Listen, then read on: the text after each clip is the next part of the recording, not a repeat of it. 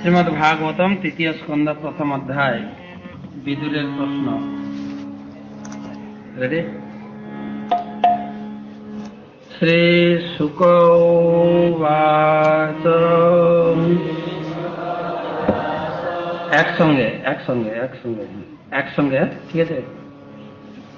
এবমেতৎ পুরা পৃষ্ট মৈত্রেয় ভগবান কিল ক্ষত্রাবণম সবিষ্টেনম সজা সগৃহমে শ্রীমৎ সায়ং মন্ত্রকীর্য ভগবান অখিলেশ্বরম কৌরবেন্দ্র গৃহম জিত্বা প্রবিশেষ্ম সাৎকৃতম রাজবাচম পুত্র খতুর্ভগবতা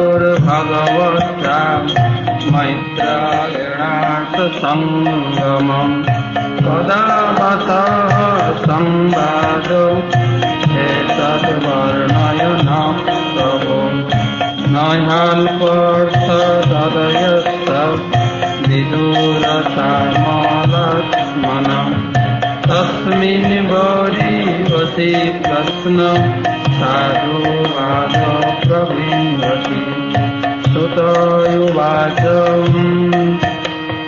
সয়েবমিশ্রী বর্ষোऽয়ं বিশ্বরাজ্ঞা পরীক্ষিতঃ তত্তহतं সুবোধিত শ্রীকাত্মানয়তানতি।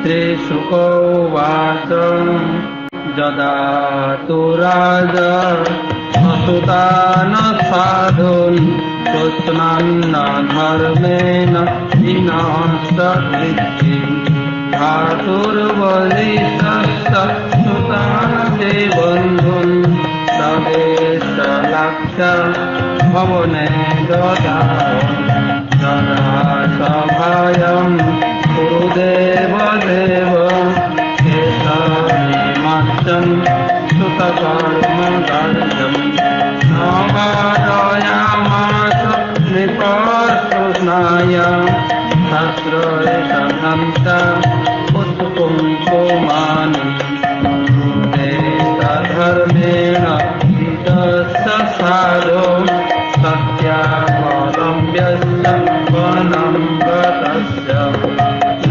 জাতোরদাত্তেন ধায়ন তমোৎসাণ যদ্জাতশত্রু যদাত প্রার্থ সহিত সভয়ং জগদ্গুরুরাণি জগাদ কৃষ্ণম নতানি পুষাম অমৃতয়নানি রাজমেনে ক্ষতপুণ্যহেতে তদপোহত ভবনম প্রবিষ্ট মন্ত্রায় মৃষ্ট কিল পূর্বজেন তথা মন্ত্র ধৃতাং বদেয়ং জন্মন্ত্রেণ বৈদত্তিকং বদন্তি অজাতশত্র মতিদর্শনায়ং কিঞ্চিৎ ততো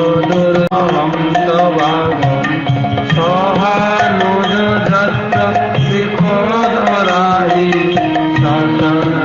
শাসনমলং বিধেতি পার্থাস্তু দেব ভগবান মুকুন্দ গৃহীতবাঞ্ছিত দেব দেব আস্তে সপূর্জম যদুদেব দেব শ্রীনির্জিতাসে দেব দেব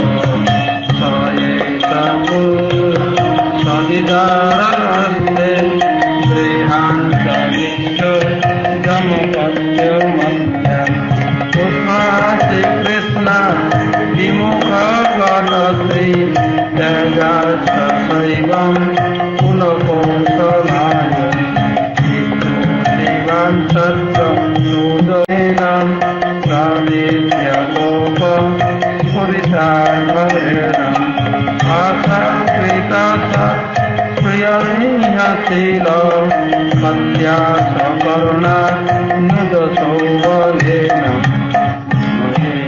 तत्र अजुहावजिम्यं नस्या तंत्र बलिनैव तुष्टं तस्मिन् प्रतीक पुरकित्तभासे निर्वासतामास पुरान्तनाना स्वयं धनुर्धर सिंहाय मायं भासुरपुरमर्म सुतडितदपि सहितं अतुलना कर्णवाणै वातर्व्यतरय दुर्मानय आना सनिगो रवपुन्नलग्न अजायाति पदपदानि अत्राक्रमत्पुण्य चिकित्सयर्घ्यं आकीर्तितोजन् सहस्रमूर्ति परेषु पुण्य भवनाद्रिपुण्ये सर्वपदयोस्तरितरसु अनन्तलिङ्गै समलिङ्गेषु प्रचारकीर्ता अशेषानन्यं सम्पर्जन्ये अविविक्तविद्धि सदा प्लुतयद शयनावधूता अलक्षितशैल अवधूतवेश रजानिचेरे हरितोषन् इत्थं व्रजन् भारतेव वर्षं कालेन यावत् गतवान् सभासं तावत् सतासं तत्र मेकासपत्र मदितेन भक्तं तत्रातसुस्ताव सुहृद्विनाशिं वनं ददामे जवेऽन्ये संशयं संसाधयादं मथानुशोचं सरसदिक्पद्गियाय ऋतोषोष नतोषमन्तं वृषोरसाग्ने रसितस्य वायो तीर्थसुदासस्य भवङ्गुरस्य दत्ताधवेश्य सौहार्दे अन्यानि तेह धियदेव देवै ऋजानि याना हतनानि विष्णु मुख्यं हितमन्दिराणि यद्दर्शनार्थी मनुस्मरन्ति ततस्तते सुराजमृत्यं सौवरितमक्षं गुरुजङ्गलं कालेन यावत् यमुनामुपेत्यं तत्रोद्भवं भागवतं वासुदेव नतरं प्रतन्त्रं देहस्वते तनयं प्रतीकं आविङ्गकारं प्रयेण भद्रं सनाममित्रं भगवानं पतिपुराणो पुरुषौ सनाभ्यं पदं नो विद्येय किलावतीर्णम् आशारुर्व्या कुशलं विधाय विदघनकुशलं सुरगेः पतिकोरोणं परमं सुहृद्नं भामतहस्ते सुखमङ्गलौ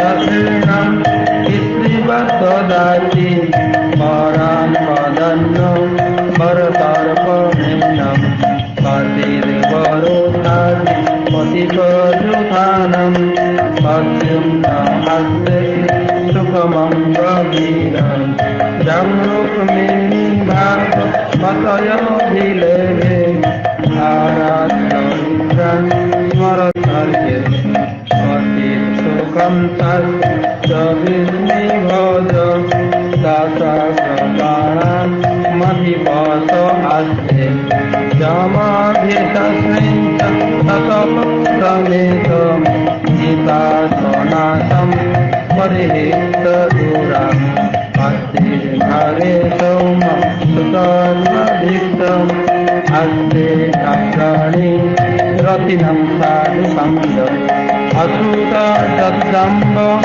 पतिव्रताभ्यम् देवं गुणं च अम्बिकया कृतव्यम् हेमं सकर्ते दुदुधानमस्ते जफल्गुणाल नवधनुराष्ट्रम् लेभे पञ्चाशद पदसेवैवम् पतिञ्चरीयं श्रीयन्नाथम् पतिर्गोधस्थ अनीवमस्ते सफल्कपुत्र भगवत्सवन्यम् कृष्णपादं हितमार्गपङ्क्तिं सदेशप्रेम दिव्यद्वैतम् पठितसेवं देव अवधभूतं विष्णुप्रजायां शिवदेव मातु यावैतर्गेण तदा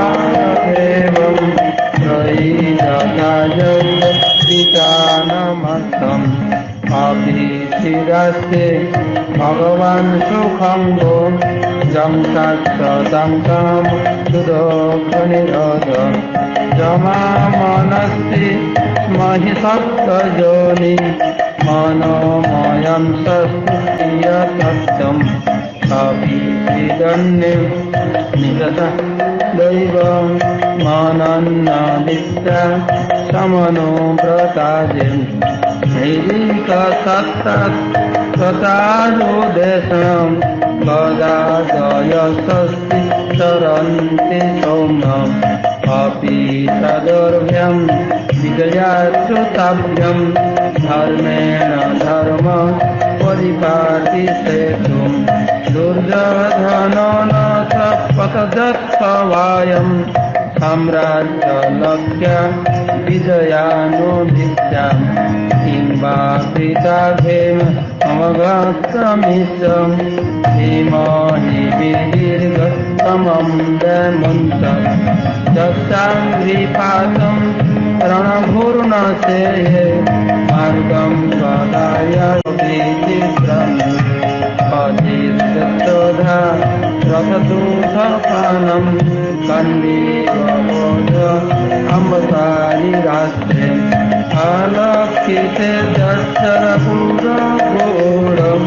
मायातिरातो गिरिशस्तुतोषम् जमाभूतस्य तनयो वृथायम् अर्थैपितो पक्षभिरोक्तिमिवम् प्रेमातौदाय मृधेशरिक्तं परात् सुवर्णनिगमद्विभक्तम् अहो वृथापि यदे अर्कराजे राजर्षिवर्षेण विनादितेन दस्ते कवीरम् अभिरथदिभक्ते श्रीमूर्तिलीन उपवासम् समान्नुशोचे समधापतन्त्यं राजे परेताय विदुद्रुहेन्द्रम् निद्रापितोदय सुहितमूर्जम् अहं समुद्रं समनुगतेन सोऽहं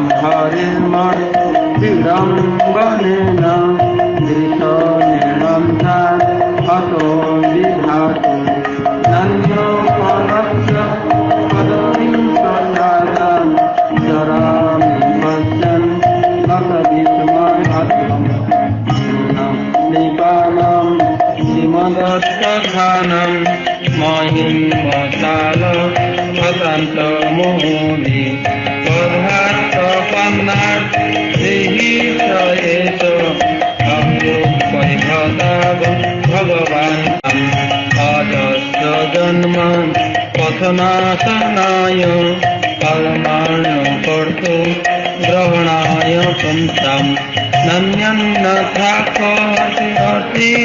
योगं परगुणामुत्पन्नात् कर्मत अंतरम तापर खिलोकपान मवस्थितानाम अनुशासने से अर्थाय जात जदुर्दशस्य वार्तां सखे कीर्तिसे हरे कृष्ण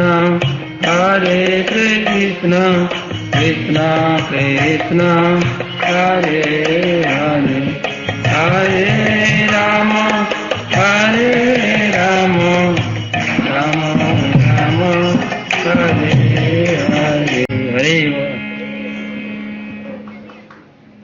সবাই ধরতে পারছেন না? মিস হচ্ছে হচ্ছে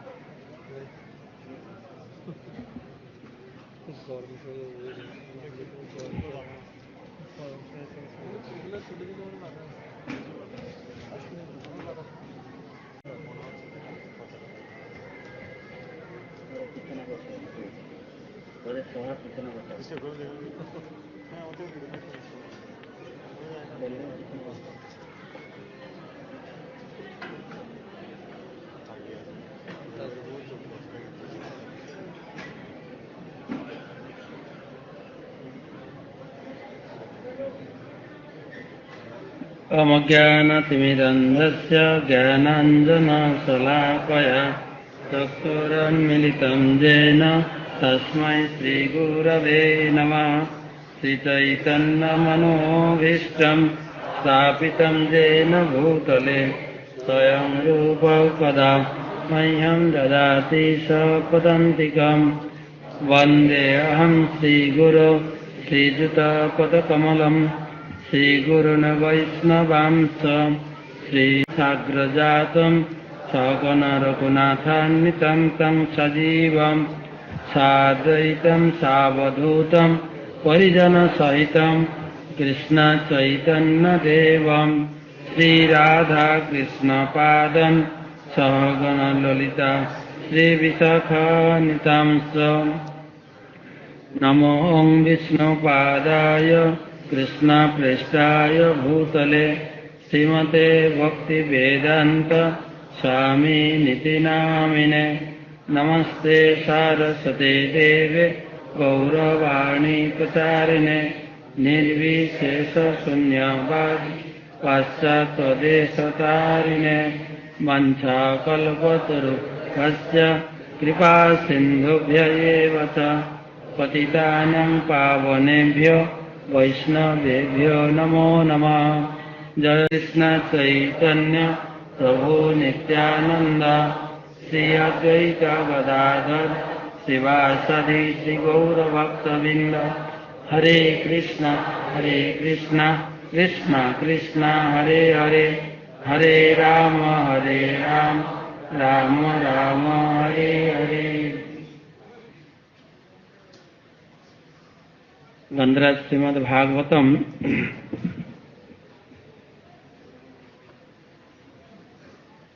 একবার সৌনক আদি ঋষিরা শ্রীমদ্ ভাগবত পাঠ শ্রবণ করার মানসে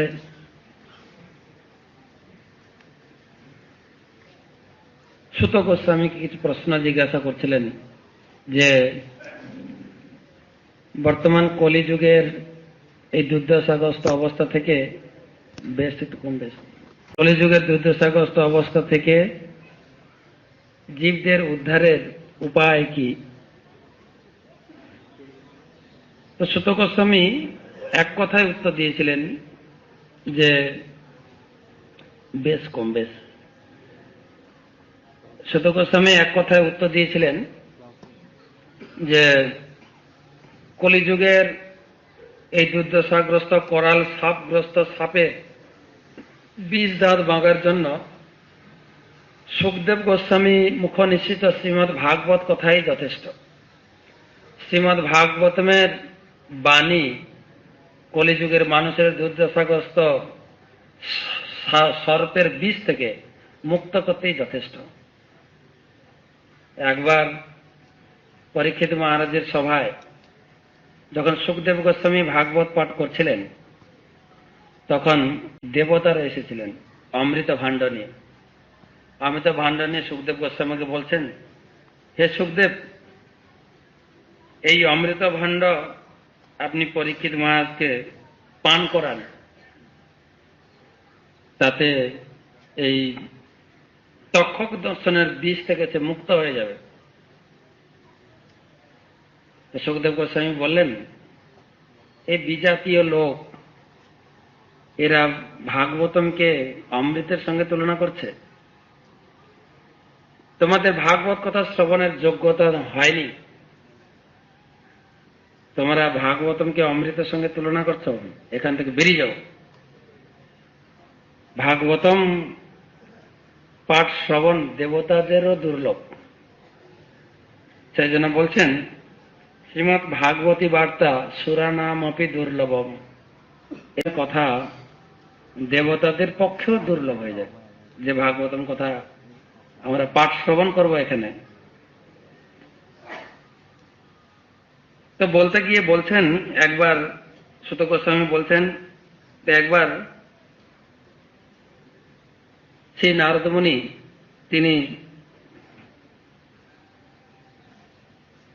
চতুর্কুমারের সবাই ভাগবত শ্রবণ করছিলেন। বিশাল পুরীতে 4 কুমার নারদকে চিন্তান্বিত অবস্থায় ভাগবত শ্রবণ করাচ্ছিলেন। তখন সৈন্যগাতিটি জিজ্ঞেস করছেন, নারদ আবার কবে ভাগবত কথা শুনলো? উনি তো স্বয়ং ভাগবতের প্রবক্তা, এ কাহিনী আমাদের শোনান। তখন সুত গোস্বামী বলছেন, নারদ মুনি ত্রিভুবন ভ্রমণ করতে করতে করতে করতে সবশেষে তিনি সপ্তলোক থেকে এই পৃথিবী লোকে এসে পৌঁছ, এবং এই বর্ণনার পূর্বে তিনি বলছেন, ঘটনাটি এরকম, একবার নারদ মুনি যখন ভ্রমণ করতে করতে খুব বিশালায়কর বদ্রিকাশ্রমের পথে যাচ্ছিলেন, তখন 4 কুমারের সঙ্গে তার দেখা হয়। 4 কুমারে জিজ্ঞাসা করছেন, হে ঋষিবর, আপনি তো সংসার দুশ্চিন্তা থেকে সম্পূর্ণরূপে মুক্ত, তো আপনি কেন এত দুশ্চিন্তাগ্রস্ত? আপনাকে দুশ্চিন্তাগ্রস্ত দেখে আমরা খুব হতবাক হচ্ছি। তখন নারদ মুনি বলছেন, শুনুন, আমি ত্রিভুবন ভ্রমণ করতে করতে করতে করতে সত্যলোক আদি ভ্রমণ করে পৃথিবী তলে অবতীর্ণ হলাম, এবং পৃথিবীতে এই ভূলোকে ভারতবর্ষে এসে পৌঁছালাম। সমস্ত পবিত্র তীর্থ আমি ভ্রমণ করেছি। আমি পুষ্কর, গয়া, কাশী এবং হরিদ্বার, শ্রীরঙ্গম, সেতুবন্ধ আদি সমস্ত বড় বড় তীর্থ আমি ভ্রমণ করেছি। ভ্রমণ করতে করতে লাস্টে আমি যমুনার তটবর্তী বৃন্দাবন ভগবানের ভূমিতে এসে পৌঁছালাম। সেখানে এসে এক অবাক বিস্ময়ে এক ঘটনা দর্শন করলাম। দেখলাম যে সব জায়গায় ঘুরতে ঘুরতে আমি দর্শন করলাম একটাই, কোথাও ধর্মচর্চা ঠিক মতো হচ্ছে না, সব জায়গায় পাষণ্ডতে ভর্তি, আর ধর্মস্থানে তো আরো বেশি। সেখানে দেখা যাচ্ছে মানুষ অন্ন বিক্রি করছে। অন্ন বিক্রি করাটা একটা কলিযুগের ফ্যাশন হতে পারে, কিন্তু অন্ন বিক্রি করাটা একটা আমাদের দুর্ভাগ্য। লোকে অন্ন কিনে খাবে, লোকে জল কিনে খাবে, কয়েকদিন পরে বাতাস কিনে খেতে হবে। মনে বাতাস কিনে খাচ্ছে তো নার্সিং হোমে। তো এই দুর্দশাগত অবস্থা, মানুষ ধর্ম নামে পাষণ্ড হয়ে যাচ্ছে, আর মহিলারা ব্যবসা বৃত্তি করে, দেহ ব্যবসা করে তাদের জীবন ধারণ করছে। এই দুশ্চিন্তা করতে করতে আমি বৃন্দাবনে যখন এসে পৌঁছালাম, কিছুটা শান্তি পেলাম। কিন্তু এখানে আরেক দুর্ঘটনা দেখলাম।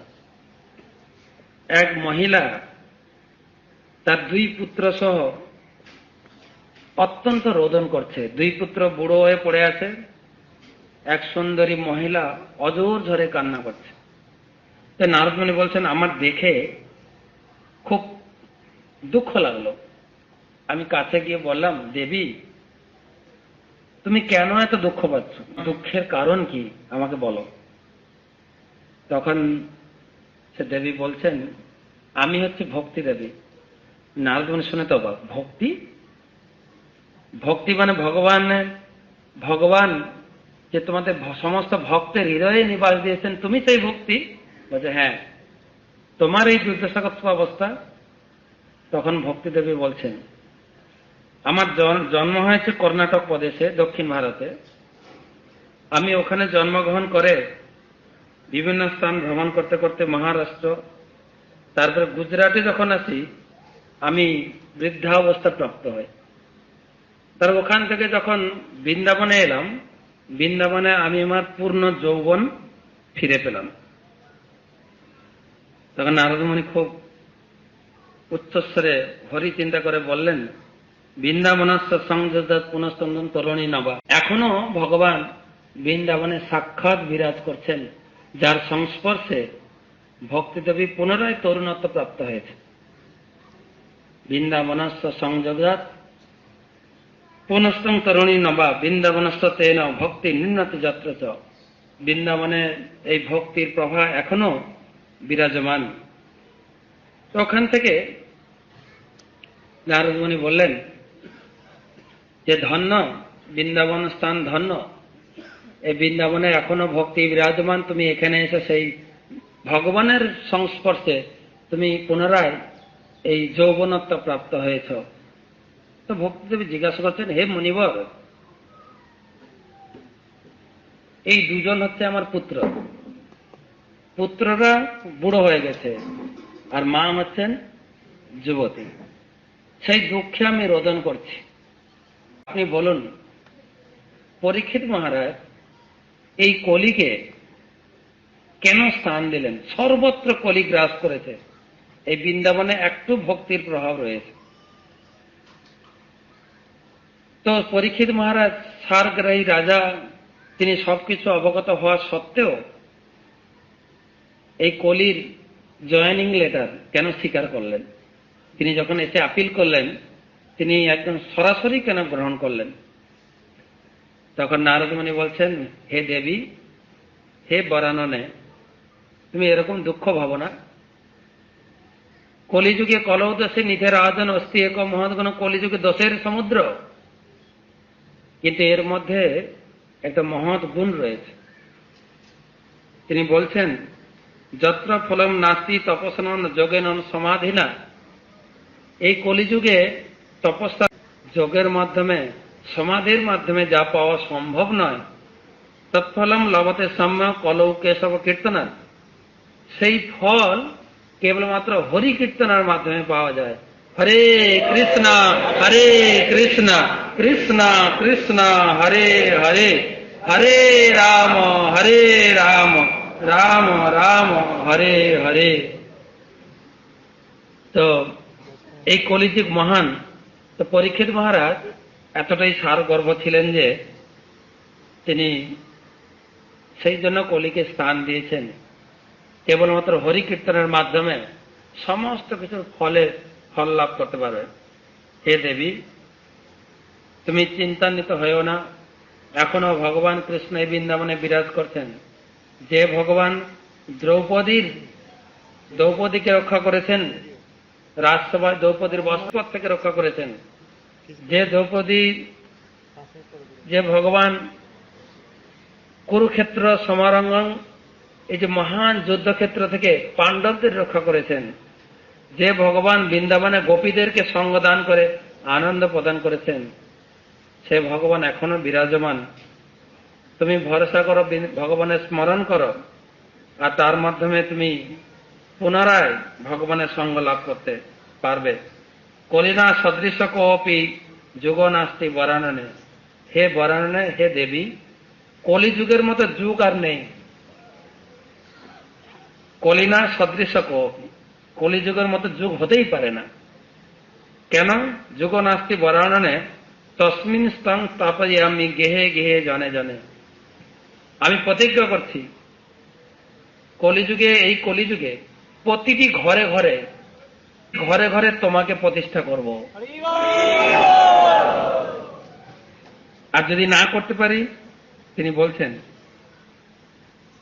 বলছেন অন্য ধর্মান তিরস্কৃত পুরস্কৃত মহোৎসবম, সমস্ত প্রকার অন্য ধর্ম যা যা আছে তিরস্কৃত, সেগুলো বাতিল করব। সমস্ত প্রকার অন্য ধর্মকে বাতিল করে পুরস্কৃত মহোৎসবান, হরি মহোৎসবকে আমি ঘরে ঘরে প্রতিষ্ঠা করব। যদি না পারি তদানাহম হরের দাসে, আমি যদি এটা না পারি লোকে তাম না প্রবর্তয়, আমি তাহলে মহর্ষি নই, আমাকে নারদ বলে কেউ ডাকবে না। এরকম ভক্তি দেবীর কাছে তিনি প্রতিজ্ঞা করছেন। তদানাহং তদা দাসে লোকে তাম না প্রবর্তয়। তো সেই নারদমণি তখন সে ভক্তি দেবীর জন্য তিনি সৎকর্ম অনুষ্ঠান করা শুরু করলেন।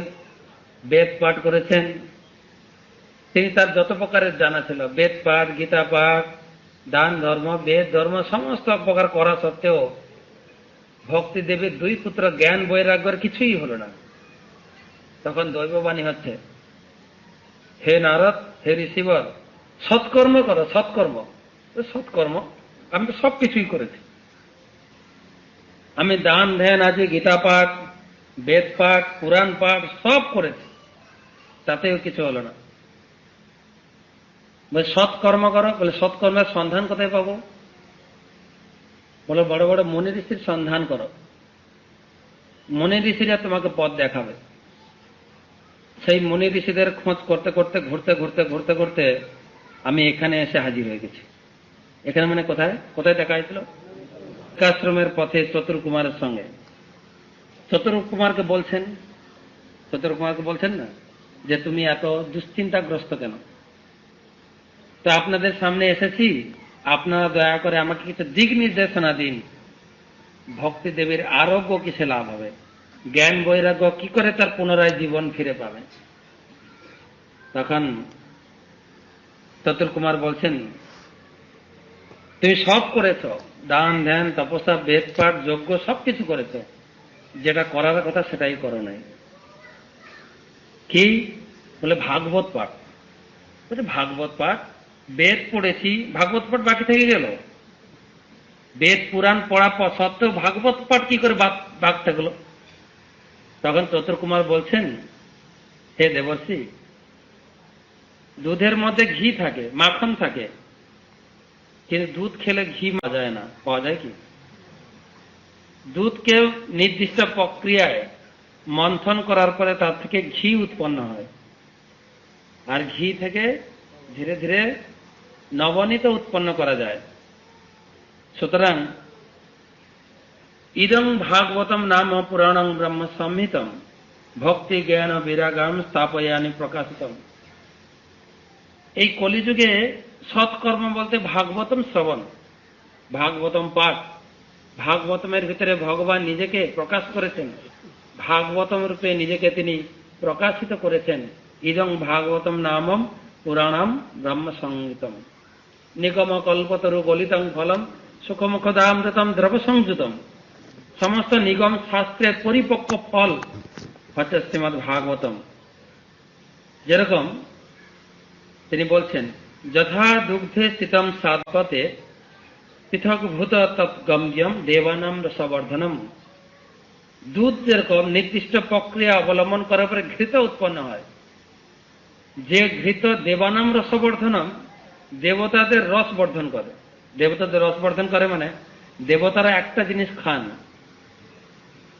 আমাদের একজন পাঠক সেই সময় রাধা গোবিন্দ মহারাজ উনি বলতেন, দেবলোকে কিন্তু ল্যাট্রিন পায়খানা বাথরুম নেই, কিন্তু অ্যাটাচ বাথ তো নেই, কিন্তু কমন বাথও নেই। কেননা ওখানকার দেবতারা একমাত্র পান করেন কি? ঘি। ঘি পান করেন, তাতে বর্জ্য পদার্থ কিছুই থাকে না। তো সেজন্য দেবানাম রসবর্ধনম, দেবতাদের রসবর্ধন করে। তখনই তখন দুধকে নির্দিষ্ট প্রক্রিয়ায় ঘি উৎপন্ন করা যায়। ঠিক সেই রকম আম গাছ আম সমিতি, আমের প্রতিটি পাতায়, মুকুলে, কাঠে সব জায়গায় রস আছে কিন্তু সেই রস সংযুক্ত হয় যখন আমে বা ফলের ভিতরে সংযোজিত হয়, সেই ফল যখন নির্দিষ্ট সময় পরিপক্ক হয় আর সে ফল, আম ফল তুলে ভগবানকে নিবেদন করার পর যখন খাওয়া হয়, আমের স্বাদ পাওয়া যায়। কিন্তু আম ফল আম গাছ থেকে উৎপন্ন হলেও কেউ আম গাছের ডাল টিপালে কি আমের স্বাদ পাবে? হ্যাঁ না, পাবে কি না? বড় আম গাছের ডাল বা গুড়ি নাকি বলে, কাষ্ঠ গুড়ি কেটে এনে যদি চিবায়, কি পাবে? স্বাদ পাবে কি না? না, চিবাতে দাঁতগুলো সব পড়ে যাবে। হ্যাঁ, দাঁত পড়ে যাবে। সেই জন্য তাদের টাইটেল হচ্ছে বেদান্ত, মানে দাঁত নেই। প্রভুপাদ বলেছেন, যারা বেদ পড়তে আম গাছের ডালের সাথে চিবাতে দাঁত সব পড়ে যায়, তাদেরকে বলা হয় বেদান্ত। দাঁত নেই। তো হে মুনিবর, এতে তো বিস্ময় এখন যত, তিনি বলছেন বেদান্ত বেদে সুস্নাত গীতাপি কর্তরি পরিতাপবতী ব্যাসে মহিহন্তি জ্ঞান সাগরে। আমার আশ্চর্য লাগছে, আপনি ব্যাসদেবকে, আপনার শিষ্য ব্যাসদেবকে আপনি ভাগবতম শিখিয়েছিলেন, তাই না? যখন ব্যাসদেব পুরাণ, ইতিহাস, মহাভারত রচনা করা সত্ত্বেও চিত্তে প্রসন্নতা পেলেন না, তখন আপনি তাকে ভাগবত কথা শুনিয়েছিলেন, ভাগবত রচনা করার জন্য অনুপ্রেরণা দিয়েছিলেন। তদায়ত্তা পূর্বপোক্তম চতুশ্লোক সমন্বিতম, আপনি তাকে চতুশ্লোক সমন্বিত শ্রীমদ ভাগবতম জ্ঞান দিয়েছেন।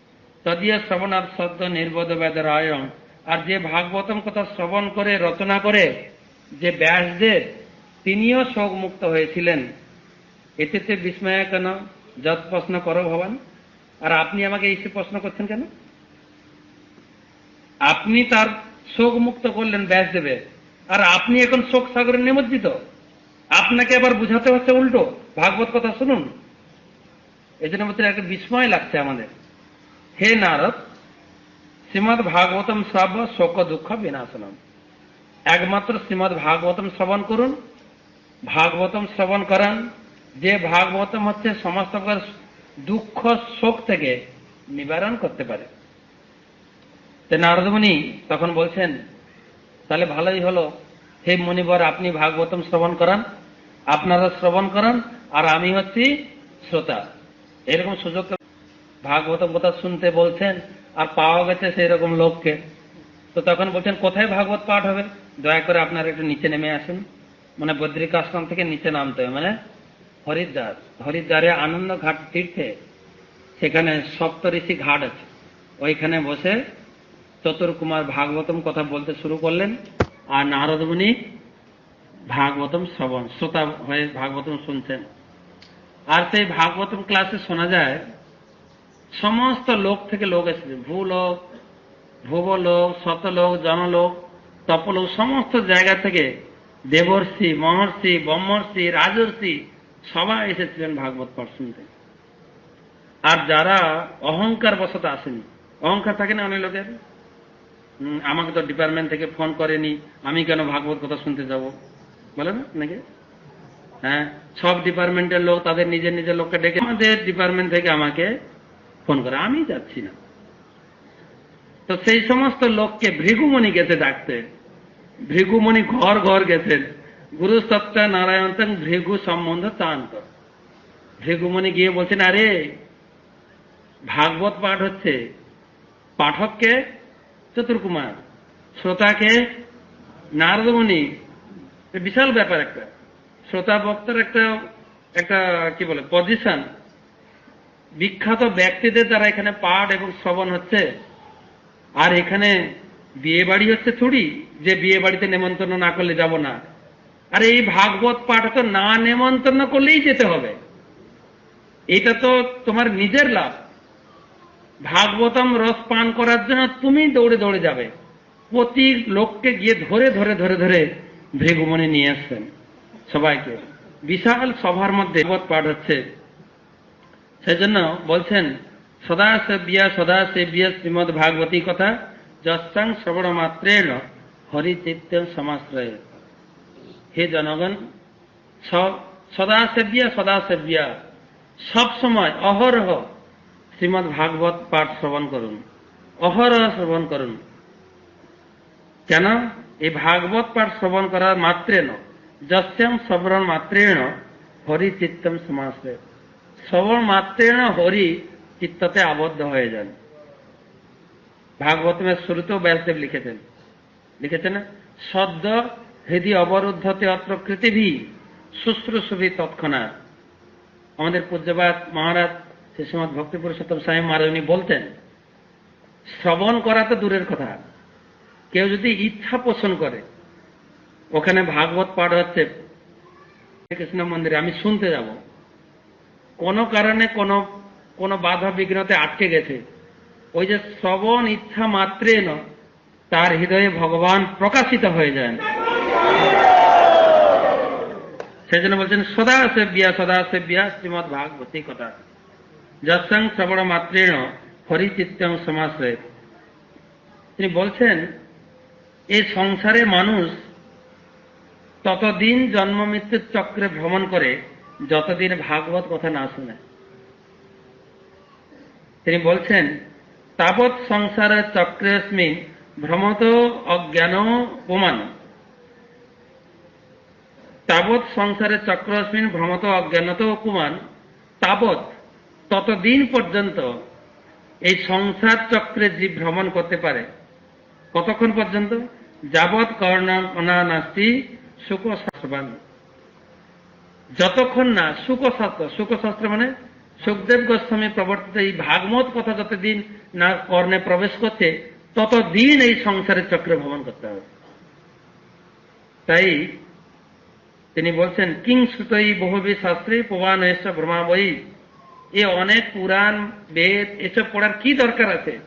যে সমস্ত জ্ঞান মানুষকে ভ্রমিত করে দেয়। ভ্রমিত হয়েছিলেন না মনি ঋষিরা একবার? শিব বড় না ব্রহ্মা বড় না বিষ্ণু বড়? এই জগতের মানুষ এই সমস্ত পড়ে বিভ্রান্ত হচ্ছে তো নাকি? সবাই তো শাস্ত্রের দৃষ্টান্ত দিচ্ছে। এই সমস্ত শাস্ত্র মানুষকে বিভ্রান্ত করে। নারদ মুনি ব্যাসদেবকে তিরস্কার করেছেন। যুগুপ্সিতম শ্রীমদ ভাগবতমের শুরুতে প্রথম স্কন্ধের ৫ম অধ্যায়ে ব্যাসদেবের তার খুব সদিচ্ছা ছিল। তিনি চেয়েছিলেন মানুষকে প্রবৃত্তি মার্গের পথে পথে ধীরে ধীরে মানুষকে ভগবত ভক্তি স্তরে নিয়ে আসবেন। নারদ মুনি বললেন তোমার ইচ্ছা ঠিক আছে, কিন্তু তোমার সদ ইচ্ছার অপব্যবহার করবে লোকে। যেরকম উদাহরণ দেওয়া হয়েছে, যারা খুব মাংসাশী, মাংস না খেলে থাকতে পারে না, তাদের জন্য ব্যাসদেব বিধান দিয়েছেন, ঠিক আছে মাংস খাও কিন্তু একটা বিধানে, মাসে একবার অমাবস্যার ভোর রাত্রিতে তোমার গ্রাম থেকে দূরে এক জঙ্গলে এক পশুকে নিয়ে যাবে, ওখানে হত্যা করবে। পশুর চিৎকার যেন গ্রামে না ঢুকে, হত্যা করবে, মাকে নিবেদন করবে, তারপরে খাবে, বলি দিয়ে খাবে।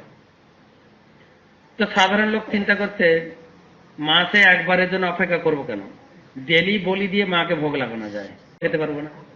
সেই জন্য দেখবেন মাংসের দোকানে একটা করে মায়ের ছবি আছে, প্রতিদিন ভোগ নিবেদন করে বিক্রি করছে। তো সেই জন্য বলছেন হে ব্যাসদেব, তোমার এই সুযোগ নিয়ে লোকেরা শাস্ত্রের অপব্যাখ্যা করেছেন না? আমাদের চৈতন্য মহাপ্রভুর সঙ্গে যখন চাঁদকাজির কথোপকথন হয়, চাঁদকাজি বলছেন, চাঁদকাজিকে জিজ্ঞাসা করছেন তোমরা গো হত্যা করো কেন? মহাপ্রভু যখন জিজ্ঞাসা করলেন তখন চাঁদকাজি কি উত্তর দিলেন, তোমার বেদেতে আছে গোবধের বাণী, অতএব গোবধ করে বড় বড় মনি। বেদে রয়েছে অষ্টমের যোগ, গোমের যোগ, এই পশু হত্যা এসব রয়েছে। সেই জন্য লোকে বিভ্রান্ত হয়, অনেক লোক বিভ্রান্ত হয়ে যায়। কোন ধর্মে বলছে তোমরা যা ইচ্ছা তাই খাও, তোমার আত্মা যখন চাইবে না তখন খাবে না। আবার এই গৌড়ীয় মঠের সাধুরা বলে খাওয়া যাবে না, লোকে বিভ্রান্ত হয় না? তো সেই জন্য বলছেন এত সব শাস্ত্র পড়ে কি লাভ? কিং শ্রুতই বহুবি শাস্ত্রই পুরাণস্তই ভূমা বহি। এ সমস্ত শাস্ত্র মানুষকে বিভ্রান্ত করে। একং ভাগবতম শাস্ত্র মুক্তি দানেন গর্জতি। একটা শ্রীমদ ভাগবতম শাস্ত্র মুক্তি দান করার জন্য ঘোষণা করছে। শ্রীমদ ভাগবতম কি যায় মুক্তি দানের জন্য কেবল ভাগবতমই যথেষ্ট। আর ততদিন দেহে পাপ থাকবে, যতদিন মানুষ এই ভাগবতমের সংস্পর্শে না আসবে। তিনি বলছেন, চতুকুমারগণ বলছেন, তাবৎ পাপানি দেহস্মিন নিবসন্তি তপোধনা। হে তপোধন, তপোধন মানে নারদমুনিকে সম্বোধন করছেন। তপ যার ধন, যার জীবনে ধন হচ্ছে তপস্যা, তপোধন। হে তপোধন, মনে রাখুন জীবের শরীরে ততক্ষণ পাপ থাকে যতক্ষণ যাবন শ্রুয়েত সম্যক শ্রীমদ ভাগবতম নরই। যতদিন না মানুষ ভাগবতমের সংস্পর্শে না আসে, ভাগবতম কথা না শোনে, ততদিন তার শরীরে পাপ থাকবে। আর এই পাপ থেকে মুক্ত হওয়ার জন্য অন্য পন্থার সঙ্গে আপনি তুলনা করবেন না। কিন্তু তিনি বলছেন, ন গঙ্গা ন গয়া কাশী পুষ্কর ন প্রয়াগকম। আরে গঙ্গা স্নান, গয়া কাশী ভ্রমণ, পুষ্কর স্নান আর প্রয়াগ তীর্থ ভ্রমণ করেও পাপ থেকে মুক্ত হওয়া গেলেও পাপ বাসনা থেকে মানুষ মুক্ত হয় না। কিন্তু আমাদের মন্দির থেকে তীর্থযাত্রী বাস ছাড়ে, তাই না? প্রতি বছর যাচ্ছে, শত শত মানুষ যাচ্ছে, ধামের মহিমা শুনে স্নান করছে, পাপ ছেড়ে আসছে, পাপ থেকে মুক্ত হচ্ছে, ঘরে এসে আবার পাপ কাজ করছে না? করছে কিনা? আবার মাছ মাংস খাচ্ছে কিনা? আবার অন্যায় কর্ম করছে কিনা? করছে। তার মানে হচ্ছে গয়া, গঙ্গা, এই কাশী, এই সমস্ত তীর্থ মানুষকে পাপ মুক্ত করতে পারে, হৃদয়ের পাপ বাসনাকে মুক্ত করতে পারে না। সেই জন্য বলছেন, শোক শাস্ত্রম কথা যাচন কালেন সমতা নয়।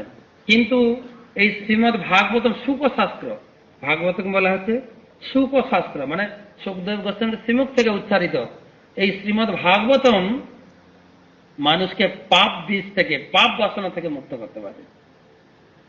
সেই জন্য চৈতন্য চরিতামৃতে দেখা যায়, জগৎ জীবের বীজ হইল নাশ, তাহা দেখি পঞ্চজনের পরম উল্লাস।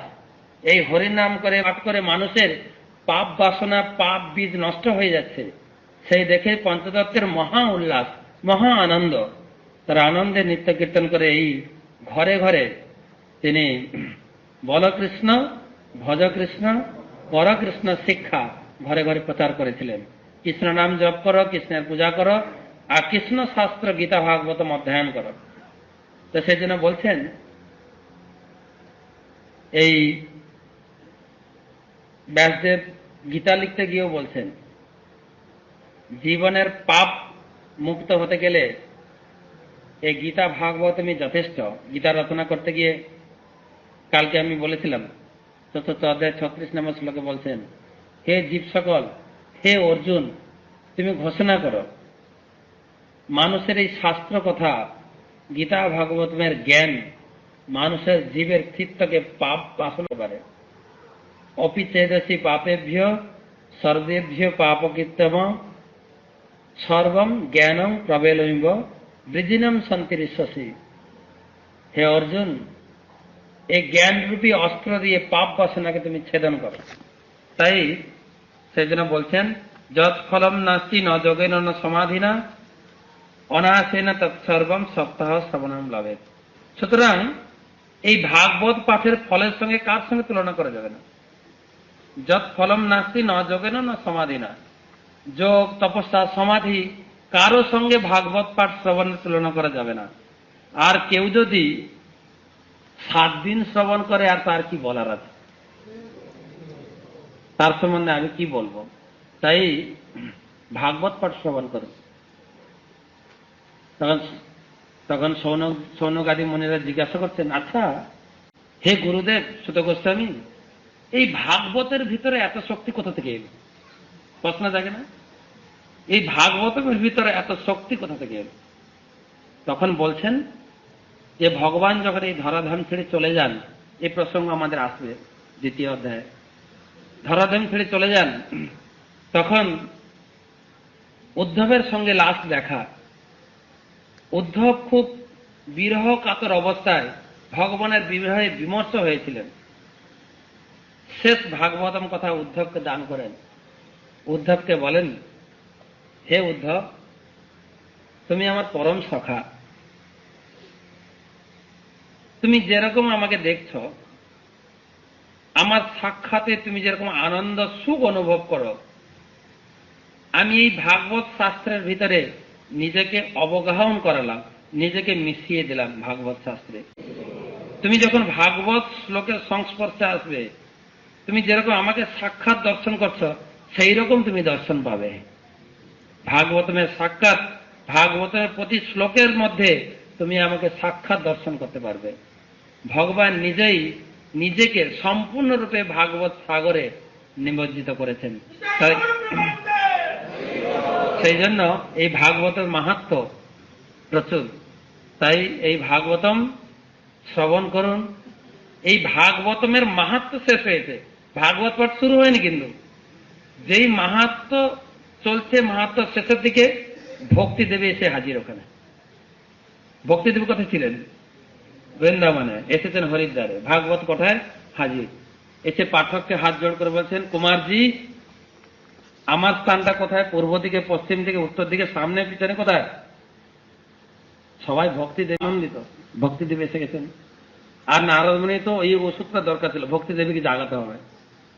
তো ভক্তি দেবী দুই পুত্র হাজির। তখন কুমারগণ বলছেন, হে দেবী, আপনার স্থান তো আগে থেকেই নির্ধারণ হয়ে আছে।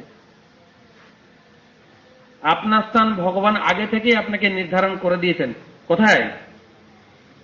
কোথায়? ভক্তদের হৃদয়ে। প্রত্যেকটি ভক্তের হৃদয়ে আপনি স্থান গ্রহণ করে আসন গ্রহণ করুন। এখানে যতজন শ্রোতা আছে, প্রত্যেকের হৃদয়ে আপনি বসে ভাগবত পাঠ শ্রবণ করান। তো সেই জন্য বলছেন, সদা সেবিয়া শ্রীমদ ভাগবতী কথা। হে শ্রোতাগণ, শুধু ভাগবত কথাই শ্রবণ করুন। জীবনের এই 7টা দিনের জন্য অপেক্ষা করে থাকবেন, ভাগবত পাঠ শ্রবণ করুন। কবে আসবে? আর ভাগবত পাঠ শ্রবণ করে আমাদের নিজের চিত্তকে মার্জিত করে আমি নিজের জীবনকে ত্বরান্বিত করব, রসসিক্ত করব। এই একটাই মাত্র শাস্ত্র, শ্রীমদ ভাগবতম। শ্রীমদ ভাগবতম পড়ুন, শ্রীমদ ভাগবতম ঘরে রাখুন। জীবনে অনেক জিনিস উপার্জন করেছেন, অনেক জিনিস দিয়ে ঘর সাজিয়েছেন,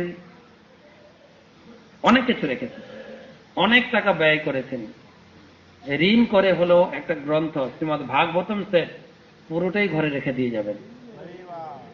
আমাদের বর্তমান গুরুদের মধ্যে অন্যতম শ্রী শ্রীমদ ভক্তিচারু স্বামী গুরু মহারাজ সমস্ত ভক্তকে তিনি আদেশ করতেন। তিনি তার স্বভাবগত অনুযায়ী তিনি অনুরোধ করতেন, আমরা বলবো আমাদেরকে উনি আদেশ করতেন, প্রত্যেকটি ভক্ত প্রত্যেকটি গৃহে এই শ্রীমদ ভাগবতমকে স্থাপন করবে। আমরা বিভিন্ন প্রচার বিভাগ থেকে, নামহট্ট থেকে, ভক্তি বিক্সা থেকে, গীতা কোর্স থেকে বাড়ি বাড়ি অল্টার স্থাপন করে, তাই না? মন্দির যেখানে ভগবান থাকবেন, গুরু পরম্পরা থাকবে, তুলসী দেবী থাকবেন, স্থাপন করি। সেই সঙ্গে ভাগবতম স্থাপন করাও প্রত্যেকটি প্রচার বিভাগের কর্তব্য। প্রভুপাদের এটা আশা ছিল, every respectable person has full set Bhagavatam and Chaitanya Charitamrita. প্রত্যেকটি সম্ভ্রান্ত বাড়িতে, সম্ভ্রান্ত মানে এই নয় যে টাকা পয়সা না, আমরা ভাগবত ভক্তি যাজন করছি, আমরা হরিনাম করছি, আমরা সদ্গুরুর দীক্ষিত, সদ আশ্রমের আশ্রিত, আমরা সজ্জন ব্যক্তি, আমাদের বাড়িতে ভাগবত অবশ্যই থাকবে। প্রত্যেকটি বাড়ি, প্রত্যেকটি প্রচারকের দায়িত্ব ছিল প্রভুপাদের মনোবিলাস পূরণ করার জন্য। নারদ মুনির মনোবিলাস, নারদ মুনির ইচ্ছা ছিল না প্রত্যেকটি গৃহে গৃহে ভক্তি স্থাপন করবে। ভাগবতম ছাড়া ভক্তিকে ধরে রাখা অন্য কোনো উপায় নেই। তো প্রত্যেকটি গৃহে সামর্থ্য না থাকলে ভিক্ষা করে নেবেন। তোমার কাছে আমি কিছু ভিক্ষা চাই না। কি ভিক্ষা চাই? একটা ভাগবত সেট দান করবে, ভাগবত সেট রাখবে, ঋণ করে হোক, ভিক্ষা করে হোক, আর যদি সামর্থ্য থাকে ভাগবত দান করুন, ভগবান আরো প্রসন্ন হন। কার যদি তেমন সামর্থ্য থাকে, আর্থিক সাহায্য না করে তাকে ভাগবতম দান করুন। কোন বিয়েতে, কোন অনুষ্ঠানে কানের রিং, পায়ের রিং, নাকের রিং, হাতের রিং আছে না, ফিঙ্গার রিং, আর কি রিং আছে, জন্ম মৃত্যু রিং কেন চড়াতে যাবেন? এমনি ঘুরছে, আরো রিং চড়াতে যাবেন কেন? সেই টাকা দিয়ে আপনি যদি না পারেন, একটা রিং এর দাম কত? এটা যে আঙ্গুলের রিং লাগান, ফিঙ্গার রিং, কত দাম? কমপক্ষে 2-3 হাজার টাকা খরচা হবে। এক সেট ভাগবতম দিন, যে রিং থেকে সে মুক্ত হতে পারবে, সেই ভাগবতম সেট দান করুন, ভাগবতম সেট সংগ্রহ করুন, ভাগবতমকে গৃহে অবস্থান করেন।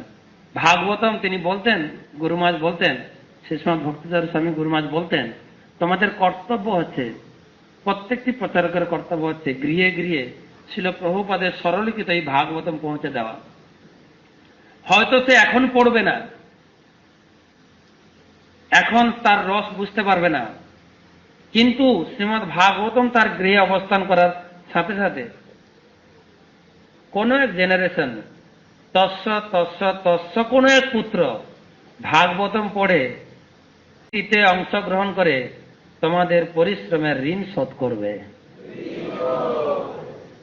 তো ভাগবতম পাঠ করুন, ভাগবতম দান করুন, ভাগবতমকে নিয়ে, ভাগবতমকে আশ্রয় করে জীবন ধারণ করুন। এবং আমাদের প্রতিটি ডিপার্টমেন্টে গ্রন্থ ম্যারাথন করে, গ্রন্থ ম্যারাথন, তাই না? গ্রন্থ ম্যারাথনের এইটা টার্গেট রাখা উচিত। বহুত গীতা গেছে, এখন লাগবে কি? ভাগবতম। গীতার কাছে বা যে কোনো একটা ছোট গ্রন্থ দেবেন লোককে, গ্রন্থ হচ্ছে ভাগবতমের প্রকাশ, যে কোনো গ্রন্থ, সে সমস্ত গ্রন্থ যখন লোকের কাছে দেবেন, দেওয়ার সময় গ্রন্থের কাছে প্রার্থনা করবেন, হে প্রভু,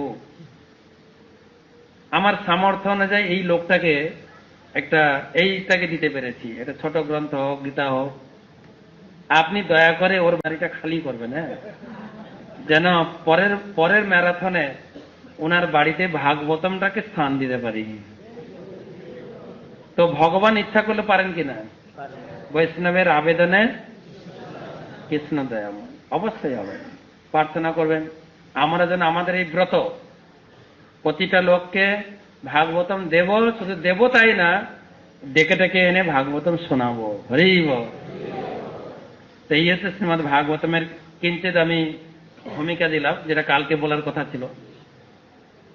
তো শ্রীমদ ভাগবতমে এমনই মহিমা, আমরা ছিল প্রভুপাদ এবং আমাদের গুরুবর্গের কাছে নিত্য কৃতজ্ঞ যে সেই ভাগবত কথার সান্নিধ্যে আমরা আসতে পেরেছি। আমাদের পূর্বজনের স্বীকৃতি হোক, গুরু বৈষ্ণবের আশীর্বাদ হোক, যেন তেন প্রকারণ আমরা ভাগবতী এবারে ভাগবতমকে আদর করে গ্রহণ করতে, শৃণন্তি গায়ন্তি গৃণন্তি সাধব।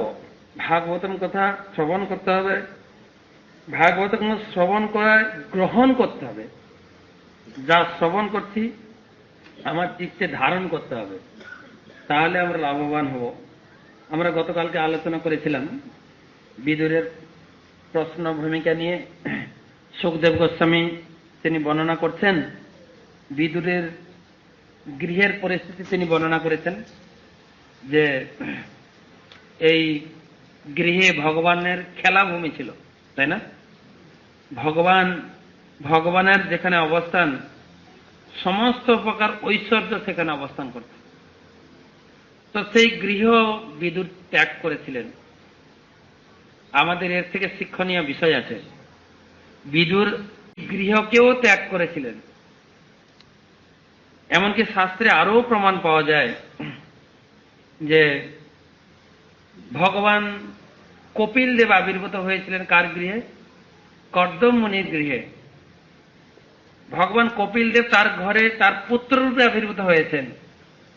কর্দম মুনি পুত্রকে প্রণাম করে পুত্রের ভজনের জন্য গৃহ ত্যাগ করে চলে গেল। ভগবানের ভজন করার জন্য ভগবানের অনুমতি নিয়ে সেই ঘর থেকে চলে গেলেন। শিক্ষণীয় বিষয়।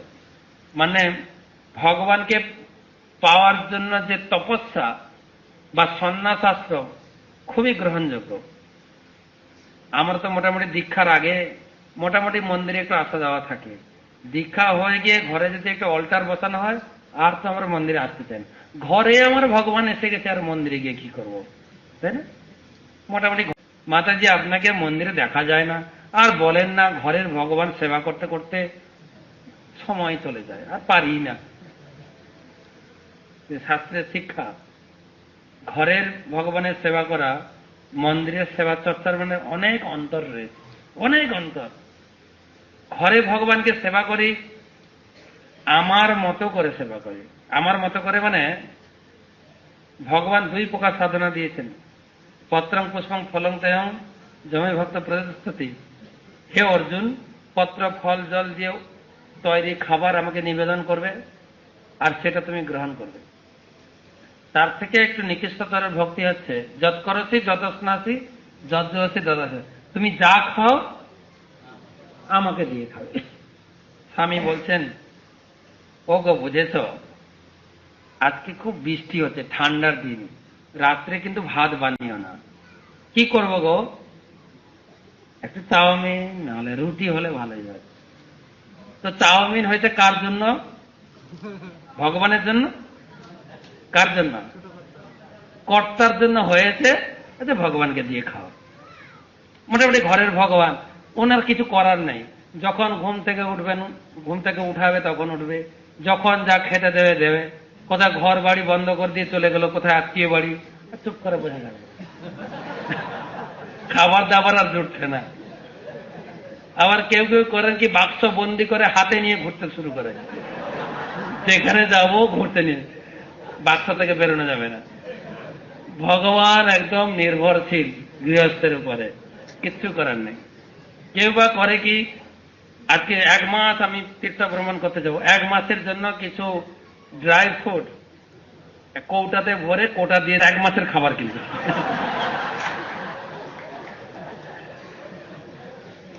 এটা হচ্ছে গৃহের সেবা। কিন্তু মন্দিরের সেবা, মন্দিরে রাজকীয় সেবা করা হয়। মন্দিরে কিন্তু বাড়িতে জামাই আসবে, মন্ত্রী আসবে, কি ভালো ভক্তরা আসবে, তার জন্য ভালো রান্না করা, সেরকম পদ্ধতি নেই। কিন্তু মন্দিরে ভগবত সেবার জন্য যে বিধান দেওয়া হয়েছে, শাস্ত্রিক যে বিধান, তার সেবা করার জন্য, তার পোশাক পরিচ্ছদ তৈরি করার জন্য, তাকে শৃঙ্গার করার জন্য, তার রন্ধন করার জন্য, তার মার্কেটিং করার জন্য এক ধরনের লোক তো রয়েছেই, এক গ্রুপ, যারা ম্যানেজমেন্ট থেকেও আলাদা। কোথায় মারপিট হচ্ছে, রথযাত্রা কি করা হবে, টেনশন, ওই টেনশনের ওনাদের মাথায় নেই। তাদের একমাত্র কর্তব্য কি, ভগবত সুখে কি রন্ধন হবে, কি ভোগরাগ হবে, কি পোশাক পরিয়ে ভগবানের তিথি বা দিনলিপিতে ভগবানকে সুখ বিধান, এই চিন্তা। গৃহের সেবা ভগবানের আর মন্দিরের সেবা অনেক অন্তর। মন্দিরে আসতে হবে, ভক্তদের কাছে শিখতে হবে ভগবানকে কিভাবে শৃঙ্গার করা হয়, ভগবানকে কিভাবে সেবা করতে হয়। হতে পারে অনেক সময় কিছু মতবিরোধ দেখা যায়, এই ডিপার্টমেন্ট ওই ডিপার্টমেন্ট, কিন্তু আপনি সেই মতবিরোধের ভিতরে ফাঁসবেন কেন? আপনি আসবেন মন্দিরে শিক্ষা গ্রহণ করতে, শিক্ষা গ্রহণ করবেন, সাধুসঙ্গ করবেন, সার বস্তু গ্রহণ করবেন, ভগবানকে দর্শন করবেন, ভগবানের চরণামৃত পান করবেন। যে চরণামৃতের মাহাত্ম্য দেওয়া হয়েছে, অকাল মৃত্যু হরণম সর্বব্যাধি বিনাশনম, বিষ্ণু পাদোদকম পেত্তা শিরসাধারমা। এই বিষ্ণুর পাদোদক যে সমস্ত ব্রাহ্মণেরা মন্ত্র উচ্চারণ পূর্বক ভগবানকে অভিষেক করেন, তার অভিষেকের পাদপুত জল পান করবে, সমস্ত প্রকারের রোগ ব্যাধি এবং অকাল মৃত্যু থেকে সে মুক্তি পাবে। তো কমপক্ষে চরণামৃত পাওয়ার জন্য, ভগবানের নিবেদিত প্রসাদ গ্রহণ করার জন্য আসুন। সপ্তাহে তো কমপক্ষে 1 দিন আসবেন, ভগবানকে দর্শন করবেন, ভগবানের সঙ্গে যত রিলেশন করতে পারবেন। এবং আমি তো নির্দেশ করব, অনেক বাড়িতে আমি দেখে গেছি চট্টগ্রামে, যাদের বাড়িতে শ্রী শ্রী রাধা মাধবের পিকচার বা আমাদের পঞ্চরত্ন নরসিংহদেব থাকেন। কিন্তু আমি অনুরোধ করব, আমাদের এখানে নিকটবর্তী যে মন্দিরের সঙ্গে আপনি যুক্ত, যেখানে জগন্নাথ বলদেব সুভদ্রা পরবর্তীকালে রাধাকুঞ্জ বিহারী আসবেন, বিগ্রহ রূপে প্রকটিত হবেন, সেই বিগ্রহ রাখবেন বাড়ি, মানে চিত্রপট। রাধাকুঞ্জ বিহারী, জগন্নাথ বলদেব সুভদ্রা, প্রভুপাদ থাকবেন। রাধা মাধবের ছবি আপনার ঘরে থাকতে পারে, কিন্তু মূল আপনার উপাস্য দেবতা শ্রী শ্রী রাধাকুঞ্জ বিহারীজিউ, শ্রী শ্রী জগন্নাথ বলদেব সুভদ্রা। সেই বিগ্রহের সঙ্গে আপনি রিলেশন তৈরি করেন, সেই বিগ্রহের সঙ্গে আপনি আসক্তি জন্মান। তিনি এখানে আবির্ভূত হয়েছেন আপনাকে উদ্ধার করার জন্য। তোমারে লইতে আমি হইন অবতার। ভক্তিবিনোদ ঠাকুর মহাপ্রভু মুখ দিয়ে বলাচ্ছেন, তোমারে লইতে আমি হইন অবতার। কাকে নিতে এসেছিলেন মহাপ্রভু? আমাদেরকে না, কিন্তু এখানে সিঙ্গুলার টেন্স ইউজ করা হয়েছে। তোমাকে, তোমারে মানে পার্টিকুলার আমাকে নেওয়ার জন্য ভগবান এসেছেন এই জগতে। তো জগন্নাথ এখানে প্রকাশিত হয়েছেন, জগন্নাথ বলদেব সুভদ্রা, আর শেষে রাধা কুঞ্জ বিহারীজি প্রকাশিত হবেন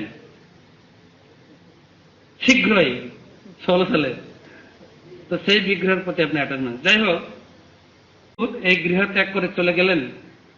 তখন 3 নম্বর শ্লোকে দেখুন, সুখদেব গোস্বামীকে মহারাজ পরীক্ষিত জিজ্ঞাসা করছেন। দ্বিতীয় শ্লোকে যে বলা হয়েছে, বিদুর ঘুরতে ঘুরতে ঘুরতে ঘুরতে মৈত্র মুনির সঙ্গে দেখা। তো জিজ্ঞাসা করলেন, কুত্র খর্তুর ভগবতা মৈত্র সঙ্গম, কোথায় এবং কখন মহাত্মা বিদুরের সঙ্গে মহাভাগবত মৈত্র ঋষির সাক্ষাৎ হয়েছিল, তাদের মধ্যে কি আলোচনা হয়েছিল? হে প্রভু, দয়া করে আপনি তা আমাদের কাছে বর্ণনা করুন।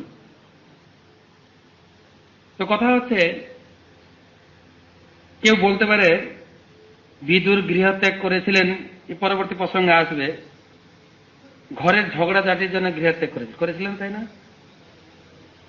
কৌরবের রাজধানীতে দুর্যোধন খুব অপমান করলেন, এই জন্য তিনি গৃহত্যাগ করে চলে গেলেন। কিন্তু প্রভুপাদ তাৎপর্যে লিখছেন, তিনি বলছেন, তাই শেষের দিকে দেখবেন, তাই পারিবারিক বিবাদই তার গৃহত্যাগের প্রকৃত কারণ ছিল না।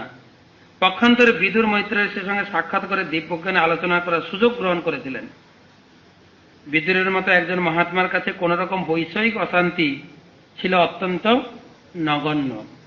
এই বৈষয়িক অশান্তি তাদেরকে স্পর্শ করতে পারে না। এই প্রকার অশান্তি কিন্তু কখনো কখনো পারমার্থিক উপলব্ধির পথে অনুকূল হয় না? ঘরে ঝগড়াঝাটি, এটা ওটা, দূর, এই ঘরে থাকবো না, সাধুদের কাছে চলে যাবো, তাই না? কিন্তু এইটাও অনেকটা অনুকূল এসে যায়।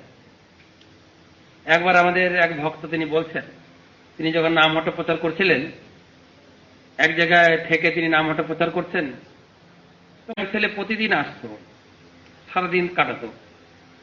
তো তাকে দেখে সাধুর খুব ভালো, প্রভুটার খুব ভালো লেগে যায়। তাকে নিয়ে যেত প্রচারে, তাকে কিছু প্রচারপত্র দিত, ওই প্রচারপত্র নিয়ে বাড়িতে পড়তো। কি হয়েছে, লাভ ম্যারেজ করে বিয়ে করেছে ছেলেটা। লাভ ম্যারেজ করে বিয়ে করেছে, বিয়ে করা 6 মাস পরে, বুঝতে পেরেছেন? হ্যাঁ, দুজন দুই মেরু কিন্তু। হ্যাঁ, রাত্রি যখন ঘুমায়, স্ত্রী যদি উত্তর মেরু, স্বামী হবে দক্ষিণ মেরু।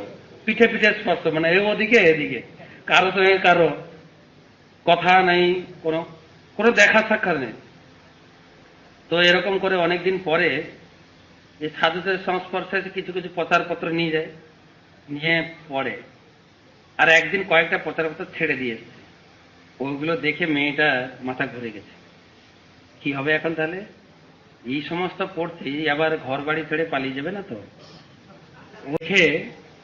ওর খুব ভয় হয়ে গেছে। তো তখন পরের দিন যখন রাত্রে এসছে, মেয়েটা পায়ে পড়ে গেছে, আমি আর ভুল করবো না, আমাকে ক্ষমা করে দাও, তুমি আমাকে ছেড়ে দেও না, তুমি থাকো।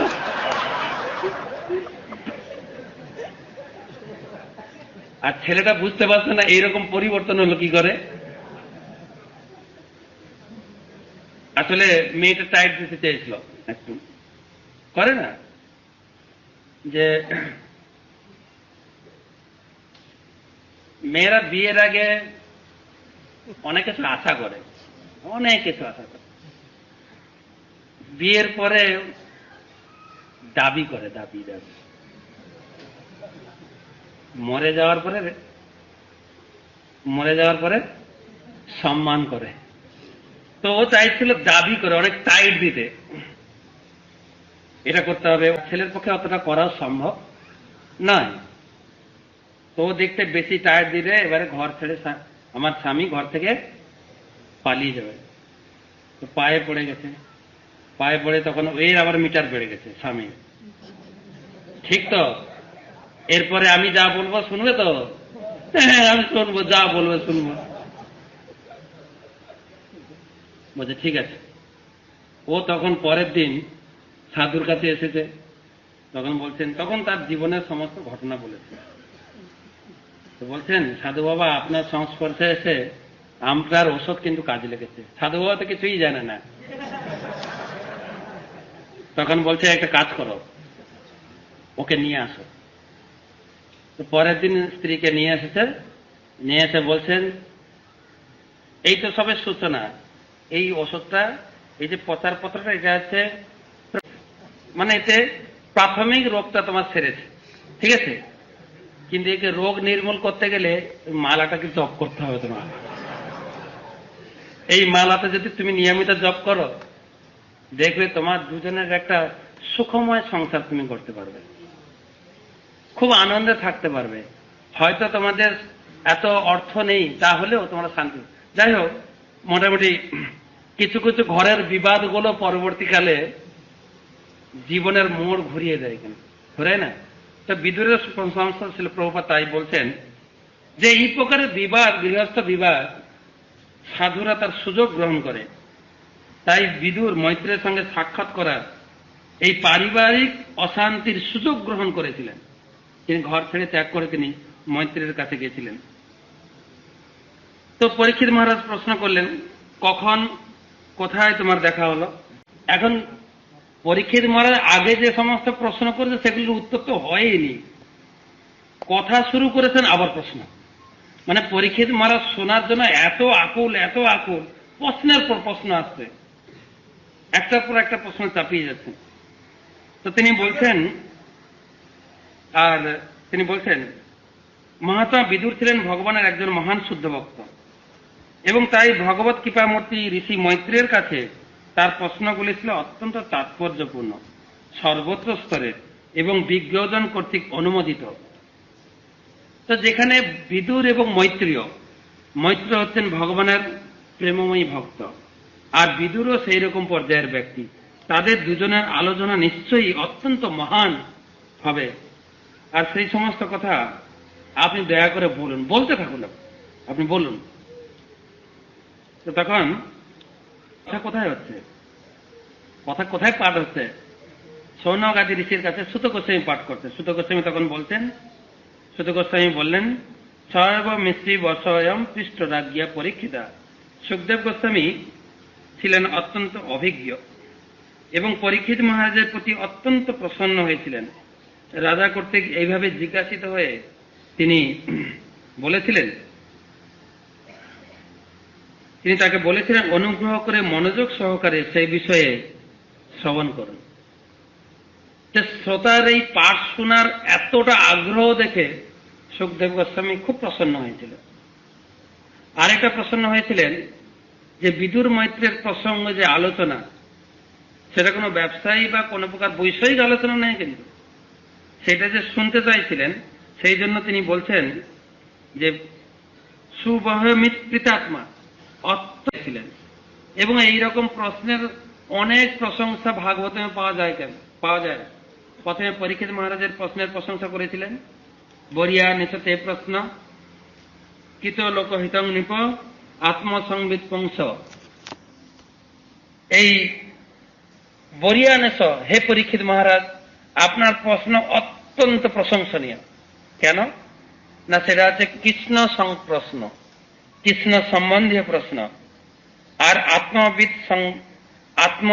আত্মবিদ মানে মুনি ঋষিদের দ্বারা সম্মত পুংসাম। আপনার এই প্রশ্ন আত্মবিদ ব্যক্তিদের দ্বারাও প্রশংসিত। কেন? শতবাদ যিশু জনর না, এটা কি করে না, লোকহৃতং নিপ, জনগণের মঙ্গল সাধন করবে। তাই হে পরীক্ষিত মহারাজ, আপনি একটু ধৈর্য ধরে শ্রবণ করুন, আর প্রশ্ন করবেন না, ঠিক আছে? শুনুন, মানে কথা বলার সুযোগ পাচ্ছেন না সুখদেব কথা, প্রশ্নের পর প্রশ্ন। একটু বসুন ধৈর্য ধরে ধরে, আমার যতগুলো প্রশ্ন আপনি আপিল করেছেন সেগুলোর উত্তর শেষ হোক, তারপরে প্রশ্ন করবেন। তখন সুখদেব গোস্বামী যদাতু রাজ্ঞা সসুতান সাধুন, তিনি বলছেন, সুখদেব গোস্বামী বলছেন, রাজা এই প্রশ্নের উত্তর দেবেন তো পরে, কয়েকটা শ্লোকে তিনি বিদুর কেন গৃহত্যাগ করলেন, বিদুর মৈত্র সংবাদ তো বলবেন অনেক পরে, এ বিদুর কেন গৃহত্যাগ করলেন এই প্রসঙ্গ 3টে অধ্যায় জানবেন, পুরো 3টে অধ্যায়। এখন আলোচনা হবে বিদুর কি করে গৃহত্যাগ করলেন। তিনি বলছেন,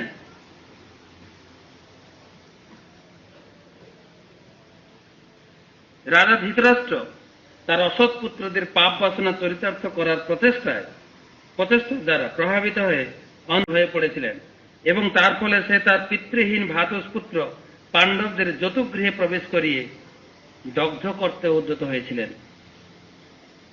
তো জিজ্ঞাসা করছেন যে, হে পরীক্ষিত মহারাজ,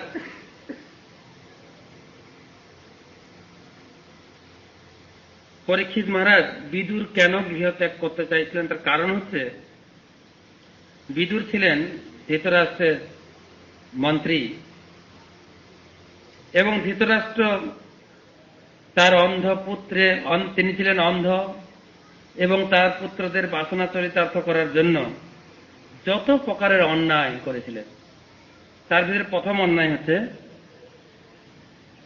অগ্নিদাহ করে আপনার পূর্বজ সেই পঞ্চ পাণ্ডবদের হত্যা করতে চেয়েছিলেন। দেবশ্রীর মহিষীর আর একটা কি অন্যায় করেছিলেন, যতগুলো অন্যায় তুলে ধরেছে। 7 নম্বর শ্লোক, দেবতুল্য রাজা যুধিষ্ঠিরের মহিষীর কেশাকর্ষণ করার নিন্দনীয় কার্য থেকে ধৃতরাষ্ট্র তার পুত্র দুঃশাসনকে নিবারণ করেননি। যদিও দ্রৌপদীর নেত্রজল তার বক্ষস্থলের কুঙ্কুম বিধৌত করেছিল, পাপীয়সী সেই পুত্রেরা দুর্যোধন আদি দুঃশাসন সেই মহিষী দ্রৌপদীকে রাজসভার মধ্যে কি অপমান করেছিলেন, কত বড় অপমান! দ্রৌপদী ছিলেন রজস্থলা স্ত্রী, রজস্থলা অবস্থায় মহিলাদের স্পর্শ করা যায় না, তার সত্ত্বেও রাজসভার মধ্যে দ্রৌপদীকে নিয়ে এত বড় হেনস্থা করেছিলেন না? তার কি বিপদাপন্ন অবস্থা! দ্রৌপদীর 5 জন স্বামী ছিলেন, এবং 5 জন স্বামী সিদ্ধিপ্রাপ্ত ছিলেন।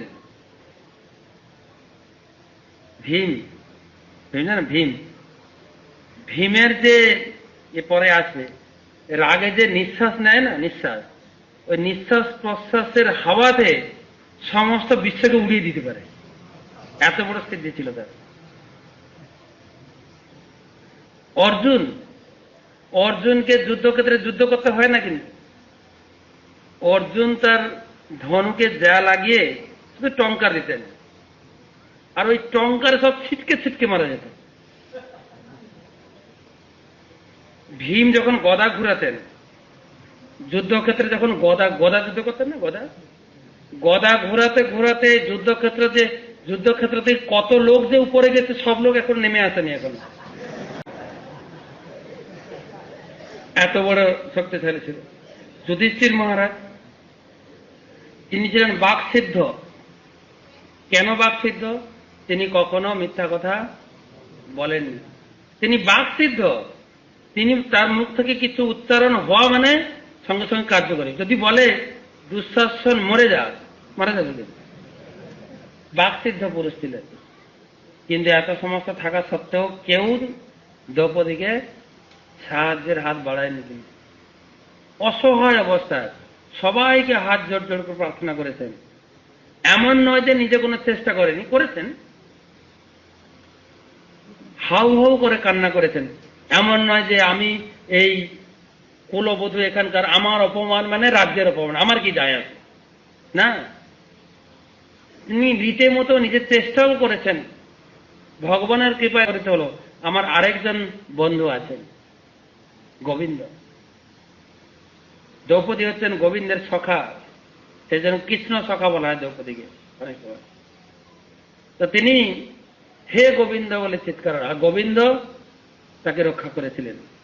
তো এখানে সুখদেব গোস্বামী বলছেন, দেবতুল্য রাজা যুধিষ্ঠিরের মহিষীর কেশাকর্ষণ করার নির্দলীয় কার্য থেকে দুঃশাসনকে নিবারণ করেননি। আর দ্রৌপদীর যে কান্না, দ্রৌপদী সাধারণ নারী ছিলেন না, তো তিনি কোন মায়ের গর্ভ থেকে জন্মগ্রহণ করেননি। তিনি লক্ষ্মীর অংশ স্বরূপা যাজ্ঞসেনী যজ্ঞ থেকে আবির্ভূত হয়েছিলেন, ব্রাহ্মণের মন্ত্র শক্তি থেকে আবির্ভূত হয়েছিলেন। আর সেই মহিষী দ্রৌপদী অধর কান্নায় তার বুকে কুমকুম ভিজে পড়ে যাচ্ছে, এত বড় দুঃখ ধৃতরাষ্ট্র নিবারণ করেনি। আর অজাত শত্রু যুধিষ্ঠির কপট দ্রুতক্রীড়ায় অন্যায়ভাবে পরাজিত হয়েছিলেন, কিন্তু যেহেতু তিনি ছিলেন সত্য প্রতিজ্ঞ, তাই তিনি বনে গিয়েছিলেন। যথাসময়ে বন থেকে ফিরে এসে তিনি যখন তার রাজ্যের ন্যায়সঙ্গত অংশভাগ ফিরিয়ে দেওয়ার জন্য প্রার্থনা করেন, তখন মহাশূন্য ধৃতরাষ্ট্র তাকে প্রত্যাখ্যান করেছিলেন। তো বলছেন, অজাত শত্রু যুধিষ্ঠির মহারাজ, যুধিষ্ঠির মহারাজকে বলে অজাত, তার কোন শত্রু ছিল না, কিন্তু তিনি তাকেও শত্রুতা ভাব অবলম্বন, কপট করা হয়েছে, কপট করে তাকে বনবাস পাঠানো হয়েছে, এবং সত্যকে অবলম্বন করে তিনি বনেও গিয়েছিলেন, এবং বনবাস কমপ্লিট করে যখন ফিরে এসেছেন, তার ন্যায্য ভাগ তিনি যখন পার্থে দেওয়া হয়নি, এটাও এক প্রকার অন্যায়। তিনি প্রার্থনা করেছেন, আমার রাজ্য ভাগ, আচ্ছা 50% দাও, হাফ দাও, হাফ তোমরা রাখো না, পাঁচ ভাইয়ের জন্য 5টা গ্রাম দাও। কেন না, তিনি হচ্ছে ক্ষত্রিয়, ক্ষত্রিয়র কাজ হচ্ছে প্রজা শাসন করে তার জীবিকা নির্বাহ করবে। এমন নয় যে ইঞ্জিনিয়ারিং কলেজে গিয়ে চাকরি করবে না, ওটা ক্ষত্রিয়ের কোনো কাজ ছিল না। 5 ভাই অনায়াসে চাকরি পেত, কিন্তু না, ক্ষত্রিয়ের কাজ নয় কিন্তু চাকরি করা। ভিক্ষা করে দিন 5টা গ্রাম দাও, 5টা গ্রাম নিয়ে, বর্তমান আমাদের এই কলিযুগে তো আমরা সবাই শূদ্র, আমরা চাকরিকে বেশি বহু মানন করি, তাই না? আপনার ছেলে কি করে? সার্ভিস করে, তাই না? যদি বলে চাষবাস করে খায়, বলতে একটু কিন্তু লাগবে, তাই না? কি পড়াশোনা করেনি নাকি? পড়াশোনা করেছে তবে যে চাকরি পায়নি নাকি? মানে কত কৈফিয়ত দিতে হবে। সেই জন্য গর্ব করে বলে আমি সার্ভিস করি, সার্ভেন্ট করি বলে না, সার্ভিস করি। কিন্তু পরীক্ষিত মহারাজরা বা আমাদের যুধিষ্ঠির মহারাজের 5 ভাই 5টা গ্রাম চেয়েছিলেন লাস্টে, কিন্তু যদি দুর্যোধন বলেছিলেন 1 টুকরো মাটিও তোমাকে দেব না, বিনা যুদ্ধে নাই দেব, সত্যাগ্র মেদিনী, যুদ্ধ ছাড়া 1 টুকরো মাটিও ছাড়ব না। তো সেই জন্য বলছেন, ধৃতরাষ্ট্র তাকে প্রত্যাখ্যান করেছিলেন, এবং তার পুত্রের যা যা করেছে ধৃতরাষ্ট্র কিন্তু তাদেরকে মানা করেননি। পুত্র স্নেহ অন্ধ ছিল, 9 নম্বর শ্লোক। শেষমেশ যত প্রহিত সভায়াম জগৎ গুরুয়ানি জগাদ কৃষ্ণ নতানি পুংসাম অমৃতায়নানি রজৌরুমেনে ক্ষতপুণ্যলেশে।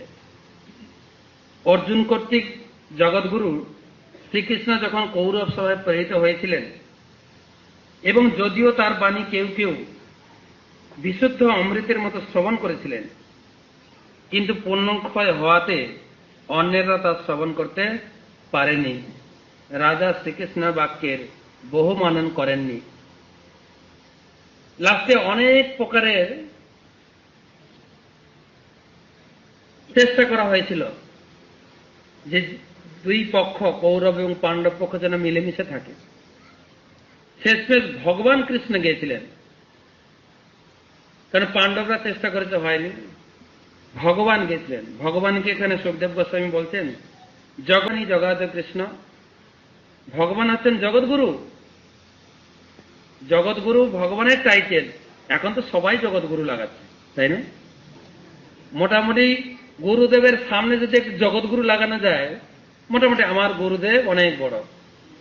সুখদেব গোস্বামী জগৎগুরু জানি জগাধ কৃষ্ণ, সাধারণ ব্যক্তি জানেন, কিন্তু জগৎগুরু, জগৎগুরু কথাটির অর্থ হচ্ছে কৃষ্ণ হচ্ছে সবার শুভাকাঙ্ক্ষী, সবার মঙ্গলাকাঙ্ক্ষী। এমন নয় যে পাণ্ডবদের মঙ্গলের জন্য গেছেন, তিনি গিয়ে প্রার্থনা করেছেন, চেষ্টা করেছেন, একটা সমঝোতা করতে চেষ্টা করেছিলেন, করার পরেও কৃষ্ণ সফল হন। কিছু আমাদের দুর্বৃত্ত লোক ভগবানের খুব নিন্দা করে, তারা বলে অর্জুন যুদ্ধ করতে চাইছিলেন না, এই ভগবানই অর্জুনকে বুঝিয়ে সুঝিয়ে হিট করিয়ে যুদ্ধ করিয়েছে, বলে না লোকে। সেই কৃষ্ণের বাক্য আমরা পড়ব, সেই কৃষ্ণের ভগবত গীতাকে বাড়িতে আনবো, বাড়িতে এনে কুরুক্ষেত্র চালু করব, ঠিক? আর না গীতা পড়ো না, গীতা পড়ো না, সত্যি। কিন্তু গীতা যখন ঘরে ঢুকবে, কুরুক্ষেত্র চালু হবে। স্বামী স্ত্রী ছেলে মেয়ে আত্মীয় স্বজন ভালোভাবেই ছিল, গীতা নিয়ে পড়া শুরু করলো, আর এই সাধুদের সংস্পর্শে এলো, নিরামিষ খাও, জব করো, তখন থেকে চালু হলো বাংলাদেশ আর ইন্ডিয়ার যুদ্ধ। হ্যাঁ, স্ত্রী চায় তো স্বামী চাইবে না, স্বামী চায় তো স্ত্রী চাইবে না, আর স্বামী স্ত্রী চাইলে তো ছেলে মেয়ে আত্মীয় স্বজন চাইবে না। প্রতিটা বাড়িতে এই কুরু পাণ্ডবের যুদ্ধ চালু হয় কি না? না। এই জন্য বলছেন কৃষ্ণ বুঝিয়ে করেছেন না। কেউ যদি এ সমস্ত গ্রন্থ অধ্যয়ন করে জানতে পারবেন, কৃষ্ণ শেষমেশ চেষ্টা করেছিলেন যে এই যুদ্ধ যেন না হয়, তিনি চেষ্টা করেছিলেন। এবং তিনি কিরকম বাক্য বলেছিলেন দেখেন, সুখদেব গোস্বামী বলছেন, নতানি পুংসাম অমৃতায় নানি, তার কথাগুলো ছিল অমৃতের মতো। ভগবান শ্রীকৃষ্ণ যখন লেকচার দিচ্ছিলেন রাজসভার মধ্যে, যেখানে ভীষ্মদেব বা অন্যান্য কুরুবর্গের মহান মহান নেতা মন্ত্রী সবার সামনে কৃষ্ণ এসেছেন প্রস্তাব নিয়ে, সাম্যবাদী প্রস্তাব, ভাই ভাই ভাগ হয়ে থাকো। এই লেকচার অমৃতের মতো বলছিলেন, কিন্তু অমৃত হলে হবে কি করে? গীতা ভাগবতের বাণী অমৃতময়, কিন্তু সবাইকে স্পর্শ করে না। সেই জন্য বলছেন অমৃতের মতো হলেও রাজর মেনে ক্ষত পুণ্য লেশ, যেহেতু তাদের পুণ্য ক্ষয় হয়ে গেছিল, ক্ষত পুণ্য, তাদের পুণ্য ক্ষয় হয়ে যাওয়ার ফলে তারা কিন্তু তা গ্রহণ করতে পারেনি, তাদের পুণ্য শেষ হওয়ায় তারা মেনে নিতে পারেনি। সুতরাং গীতা ভাগবতম, গীতা পড়তে গেলে, ভগবানের বাণী শ্রবণ করতে গেলে পুণ্যের প্রয়োজন আছে। কিন্তু পুণ্য, এটা পুণ্যবান হওয়া চাই। শাস্ত্র বিচার অনুযায়ী আমরা এখানে যারা সমাবেত হয়েছি সবাই পুণ্যবান। ব্রহ্মাণ্ড ভূমিত কোন ভাগ্যবান জীব গুরু কৃষ্ণ প্রসাদে পায়, ভক্তিরতা পায়। ভক্তিরতা বীজ, এই পুণ্যবান না হলে জীবনে কেউ প্রাপ্ত হতে পারে না। প্রভু তাৎপর্যে খুব সুন্দরভাবে বর্ণনা করেছেন। রূপ গোস্বামী পাদ বলছেন পুণ্যই করা যায় না, কিন্তু পুণ্যের জন্য কিছু কৌশল অবলম্বন করতে হয়। তিনি বলছেন সাত কৃষ্ণ নাম চরিতা দিস্তাপ্য বিদ্যা চিত্তত্ব নরস্ব নরচিকানো। এই হরিনাম গীতা ভাগবতমের জ্ঞান অনেক মূল্যবান বা অনেক প্রীতি সাধন হলেও মিঠা হলে, মিঠা মিঠা বলে না, মিঠা হরিনামকে বলে না কি যেন, মধুমাখা হরিনাম একবার বলে। হরিনামটা কিন্তু মধুমাখা, কিন্তু হলে কি হবে? সবার কি মধুর মতো মনে হয়? কি মধুর মতো মনে হয়? মনে হয় না। মধুমাখা সবাইকে স্পর্শ করে না, কিন্তু সেই জন্য বলছেন কিন্তু আদরাত খলু শৈব দুষ্টা। কিন্তু আদরের সহিত কেউ যদি নিজের চেষ্টা করে, একটু ভাগবত কথা শ্রবণ করে, হরিনাম করতে চেষ্টা করে, ঘুম আসছে, ইচ্ছা করছে না, ওর কাছে আমরা প্রতিজ্ঞাবদ্ধ, চেষ্টা করে যদি হরিনাম করতে করতে করতে করতে সে একদিন স্বাদ লাভ করতে পারবে। সাধ্বী ক্রমাদ ভবতী তদ্গত মূল হন্ত্রী। এই যে পাপের মূল একদিন নষ্ট হয়ে সে পুণ্যবান হয়ে হরিনামকে ভাগবত কথাকে আদর রূপে গ্রহণ করবে, সেরকম পুণ্যবান হতে হবে। তো সেই জন্য বলছেন ক্ষত পুণ্য এসে তাদের পুণ্য ক্ষয় হয়ে যাওয়ার ফলে তারা গ্রহণ করতে পারেনি। শুধু পারেনি তা না, পুণ্য গ্রহণ তো করেইনি। তিনি এই বিদুর নীতি তিনি কি বলেছিলেন, এই দশম শ্লোক থেকে বিদুর নীতি বলা হয়। এই বিদুর নীতি অনেক জায়গায় পাওয়া যায়, কিন্তু বিদুরের নীতি, যেমন চাণক্য নীতি বিদুরের নীতি বলে প্রসিদ্ধ। তো তখন ভগবানের কথা তারা গ্রহণ করলো না। তখন ভগবান ওইখানেই যুদ্ধ ঘোষণা করে ওখান থেকে বেরিয়ে গেলেন। এ যুদ্ধ নিশ্চিত হবেই। কুরুক্ষেত্রের সমরাঙ্গনে কুরু পাণ্ডবের যুদ্ধে মহারণ, এই মহারণে দুই পক্ষের বহু শ্রেণী হত্যা হবে, একদম ওখানে ঘোষণা দিয়ে বেরিয়ে গেলেন। এ কেউ ঠেকাতে পারবে না। আর বেশি ক্ষতি হবে কৌরবরা, কেননা তারা হচ্ছে ক্ষত পুণ্য লেশ, তাদের পুণ্য নেই, পুণ্য ক্ষয় হয়ে গেছে। যখন থেকেই দ্রৌপদীর কেশাকর্ষণ করেছে তখন থেকেই সমাজে যখনই মহিলাদের উপরে অত্যাচার শুরু হবে তখনই সেই শাসন ক্ষমতার পূর্ণ ক্ষয় হয়ে যাবে। আমরা ইতিহাসে দেখি না, ব্রিটিশরা ভালোই চালাচ্ছিল দেশকে, চালাচ্ছিল না? যখনই মহিলাদের উপরে অত্যাচার করতে শুরু করলো, বাংলাদেশে কত ঘটেছে না? যখনই মহিলাদের উপরে অত্যাচার করতে শুরু করলো তখনই ধীরে ধীরে তাদের শক্তি থাকলো। হয়েছে কিনা এরকম দেখা যায়। তো সেই জন্য এখানে বলছেন তারা গ্রহণ করতে পারেনি। আর কি ভগবান যুদ্ধ ঘোষণা করতে গেলেন, তখন ধৃতরাষ্ট্র বড় মুশকিলে পড়ে গেছে। যুদ্ধ হবে, আর কিছু করার নেই। আর এই যুদ্ধে আমরা তো জয়লাভ করবো না, আগে থেকে টের পেয়েছি, কিছু করার নেই। বিদুর যখন তার জ্যৈষ্ঠ ভ্রাতা ধৃতরাষ্ট্রের কর্তৃক মন্ত্রণাঞ্জনে আমন্ত্রিত হয়েছিলেন, তখন তিনি তার গৃহে গিয়ে তাকে যে উপদেশ দিয়েছিলেন তা সুদক্ষ মন্ত্র বিশারদগণ রাজনীতিবিদরা তাকে উৎকৃষ্ট বলে বিবেচনা করেন। বিদুর নীতি, বিদুর ওই সভাতে ছিলেন না।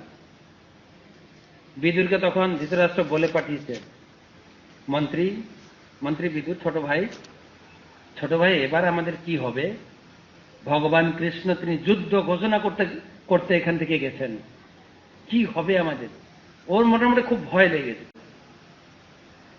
তখন বিদুর উপদেশ দিচ্ছেন, রাজসভাতে তিনি লেকচার দেওয়া শুরু করছেন।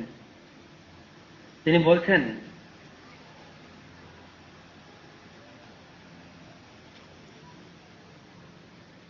তিনি প্রভুপাদ লিখেছেন, বিদুরের রাজনৈতিক উপদেশ সমূহ অত্যন্ত সুদক্ষ বলে বিখ্যাত। ঠিক যেমন আধুনিক যুগে চাণক্যের রাজনৈতিক এবং নৈতিক উপদেশ সমূহ প্রামাণিক বলে বিবেচনা করা হয়।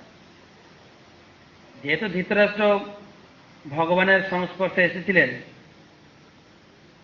তখনই তো ভগবানের সংস্পর্শে তিনি কিছু উপলব্ধি করতেন। সেই জন্য বলছেন, যত মন্ত্রীণ বৈরকম বদন্তি। আচ্ছা, অজাত শত্রু প্রতিরক্ষদায়ম তিতিক্ষত দুর্বিসহম তবাক সহানুজো যত্র বিকোদরাহি শশন রুষা যত্র মলম দেশি। তিনি বলছেন বৈদিরকম এই বিদুরের নীতিতে তিনি বলছেন অজাত শত্রু। এই তিনটি শ্লোকে 11, 12, 13 শ্লোকে বিদুরের নীতি, বিদুর কি কি বলেছিলেন তিনি বলছেন। আপনার অন্যায়ের ফলে, কে কাকে বলছেন? বিদুর বলছেন ধৃতরাষ্ট্রকে। আপনার অন্যায়ের ফলে দুর্বিষহ যাতনা যে অকাতরে সহ্য করেছে, সেই অজাত শত্রু যুধিষ্ঠিরের ন্যায্য রাজ্যভাগ আপনি তাকে ফিরিয়ে দিন। এখনো সময় আছে, কিন্তু আপনি ন্যায্য ভাগ, সেটা তার দাবিদার কেন? একে তো জন্মসূত্রে দাবিদার না? বাড়ির প্রথম সন্তান, জন্মসূত্রে দাবিদার। দ্বিতীয়ত আপনারা এগ্রিমেন্ট করেছেন যে বনবাস করার পরে তাকে রাজ্যভাগ ফিরিয়ে দেওয়া হবে, ফিরিয়ে দিন। সে তার কনিষ্ঠ ভ্রাতাদের সাথে, যাদের মধ্যে রয়েছে প্রতিশোধ পরায়ণ ভীম, যে সাপের মতো দীর্ঘ নিঃশ্বাস ত্যাগ করতে। আপনি নিশ্চয় তার ভয়ে ভীত। ভীমের নিঃশ্বাস দিয়েছেন সাপের মতো, সাপের উদাহরণ দিয়েছেন এই কারণে জানেন সাপে যদি কোনো প্রকারের কিছু কারোর কাছে কিছু আঘাত পায় ও ওকে ছাড়বে না কিন্তু। আছে না অনেক গল্প শোনা যায় না, যদিও আমার বাড়িতে মা বলতেন রাত্রে সাপ বলবে না, দড়ি বলবে, যদি বলে ফেলল, বলে না গ্রামের লোক, দড়ি দড়ি দড়ি, সাপ না। কেউ যদি একটু মারায় বা কোনো কারণে আঘাত করে তাকে কিন্তু ছাড়ে না।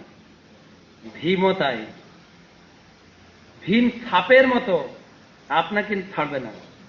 সাপের মতো গরম গরম নিঃশ্বাস ছাড়বে, গরম গরম লিখে দেন, শ্মশান রুষা গরম গরম নিঃশ্বাস ত্যাগ করছে। তো আপনি এখনো সময় আছে। বিকোদরাহি, সর্পের সহিত কেউ যদি অপরাধ করিলে সর্প যেমন ক্রোধে অধীর হইয়া ভীষণ গর্জন করিতে থাকে, সুযোগ পাইলে অপরাধীকে দংশন করিয়া প্রতিহিংসা মেটায়, সেরূপ ভীমও আপনার ব্যবহারের প্রতিশোধ লইবে বলতে বিদ্যাভূষণ বলতেন। তো এখন আপনি বিভেষী, ভীমের স্বভাব ও বলবীর্য আপনার অবিদিত নহে, সেই জন্য আপনি ভীমকে অত্যন্ত ভয় করিয়া থাকেন। তাই আপনি এখনো সময় আছে। আরেকটা বলছেন, পার্থাস্ত দেব ভগবান মুকুন্দ গৃহীত বান সক্ষতি দেব দেব আস্তে সপূর্জম যদুদেব দেব বিনির্জিতাস্তে দেব। পরমেশ্বর ভগবান শ্রীকৃষ্ণ পিতা পুত্রদের অত্যন্ত ভালোবাসেন, প্রীত করেন। তিনি ওই পক্ষে রয়েছেন, তিনি তাদেরকে আত্মীয় রূপে স্বীকার করেছেন এবং পৃথিবীর সমস্ত রাজারা কৃষ্ণের পক্ষে রয়েছেন। বিশেষ করে যদুবংশরা, ভগবান যে পক্ষে আছেন সমস্ত যদুবংশ সেদিকে যাবেন। সমস্ত মহান মহান রাজারা রয়েছেন, ব্রাহ্মণেরা রয়েছেন, যদুবংশীয় রাজা পুত্র সহ অসংখ্য রাজাদের জয় করেছেন তিনি। আর কি গৃহীত বান সক্ষিত দেব দেব, সমস্ত দেবতারা তাদের পক্ষে আছে। আস্তে সপূর্জন যদু দেব দেব, যদুবংশীয়রা ব্রাহ্মণেরা সমস্ত শক্তি তাদের পক্ষে, পাণ্ডবদের পক্ষে। কেন? তিনি বলছেন সাক্ষাৎ মুকুন্দ। মুকুন্দ এখানে, মুকুন্দ কাদের ভালোবাসেন, কাদের তিনি প্রীত করেন? নম ব্রাহ্মণ দেবায় গো, ব্রাহ্মণ এবং ভক্তদের অত্যন্ত প্রীত করেন। সমস্ত ব্রহ্ম সমাজ, সমস্ত ক্ষত্রিয় তাদের পক্ষে রয়েছেন, আর সমস্ত দেবলোক যদুবংশীয়রা রয়েছেন। অর্থাৎ বিনির্জিতাশেষ নিদেব দেব। বিনির্জিতাশেষ মানে এই সমস্ত যদুবংশীরা আগেও বড় বড় রাজ্য জয় করেছেন, করেছেন তো কমপক্ষে মনে থাক না থাক ভগবানের বিয়েতে অনেক জায়গায় জয় করে এসছেন, সবাই মিলে করেছেন না? এক এক জায়গায় গিয়ে ঝগড়া করে বিয়ে করে মেয়েকে তুলে নিয়ে এসছেন জোর করে, আছে না? আপনি জানেন না এসব? জিজ্ঞেস করছেন বিদুর, আপনি জানেন না? সেই ভগবানকে আসলে বিদুরের খুব খুব দুঃখ লেগেছে যে ভগবানের মতো ব্যক্তিকে এরা অপমানিত করেছে। ভক্ত নিজের অপমানও সহ্য করতে পারে, কিন্তু ভগবানের অপমান এবং ভক্তের অপমান সে সহ্য করতে পারেন। বিদুর অত্যন্ত মর্মাহত হয়েছে, সেই জন্য বলছেন, সেই জন্য কড়া কড়া কথা বলছেন। সমস্ত রাজশক্তি ওদের দলে আছে। এই পুত্রটাকে নিয়ে আপনার এত অহংকার, কি করবে? এর কি করার আছে? কি শক্তি আছে? একটা মেয়েকে ন্যাংটা করতে পারেন, একটা মেয়ের গায়ের থেকে কাপড় তুলে তাকে উলঙ্গ করতে পারেন। এরা পুরুষ, এরা পুরুষ নাকি? এতটাই এতটাই ক্রোধ বশত এসে গেছে বিদুরের। তিনি বলছেন, আপনি মূর্তিমান পাপ স্বরূপ এই পুত্রকে গ্রহণ করেছেন। আপনার যে পুত্র দুর্যোধন, সে হচ্ছে সাক্ষাৎ পাপ, সাক্ষাৎ কাল রূপে তাকে ভরণ পোষণ করাচ্ছেন। সে কৃষ্ণ বিদ্বেষী। যেহেতু আপনি একজন কৃষ্ণ বিদ্বেষীকে পালন করছেন, সেই জন্য আপনি সমস্ত প্রকার মঙ্গল গুণাবলী হারিয়েছেন। ছয়েশ দোষ পুরুষাদ বিড়াস্তে গৃহান প্রবিষ্ট যমপত্যমত্যা। সাক্ষাৎ যম, কাল, পাপকে আপনি ঘরে রেখেছেন। পুষ্ণাতি কৃষ্ণাত বিমুখ গতশ্রী। গতশ্রী মানে এই পাপ পুত্রকে আপনি ভরণ পোষণ করার ফলে আপনি সমস্ত প্রকার শ্রীহীন হয়ে পড়েছেন। এই পুত্রকে, এই কালকে তেজাস্ব শৈবম কুল কৌশলায়। হে রাজন, এই পুত্রকে এক্ষুনি আপনি ত্যাগ করুন, এক্ষুনি বের করুন এখান থেকে। ভয় নেই কিন্তু। বাড়িতে রাজসভাতে ওখানে গিয়ে লেকচার দিচ্ছেন বিদেশে। এই লক্ষ্মী ছাড়াকে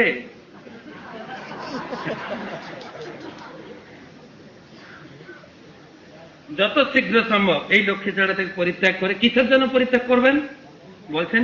কুল কৌশলায়, বংশের কুশলের জন্য। বংশের কুশলের জন্য পুত্রকে ত্যাগ করা যায়। চাণক্য পণ্ডিত বলছেন, কোর্থ পুত্রেণ জাতেন যৌন বিদ্যান ন ভক্তিমান। পুত্র জন্ম দিয়ে কি লাভ, যে পুত্র পণ্ডিত বা ভক্তিমান নয়।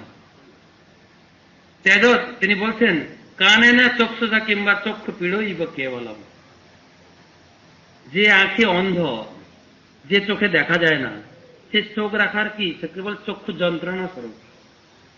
এখনই পরিত্যাগ করা উচিত।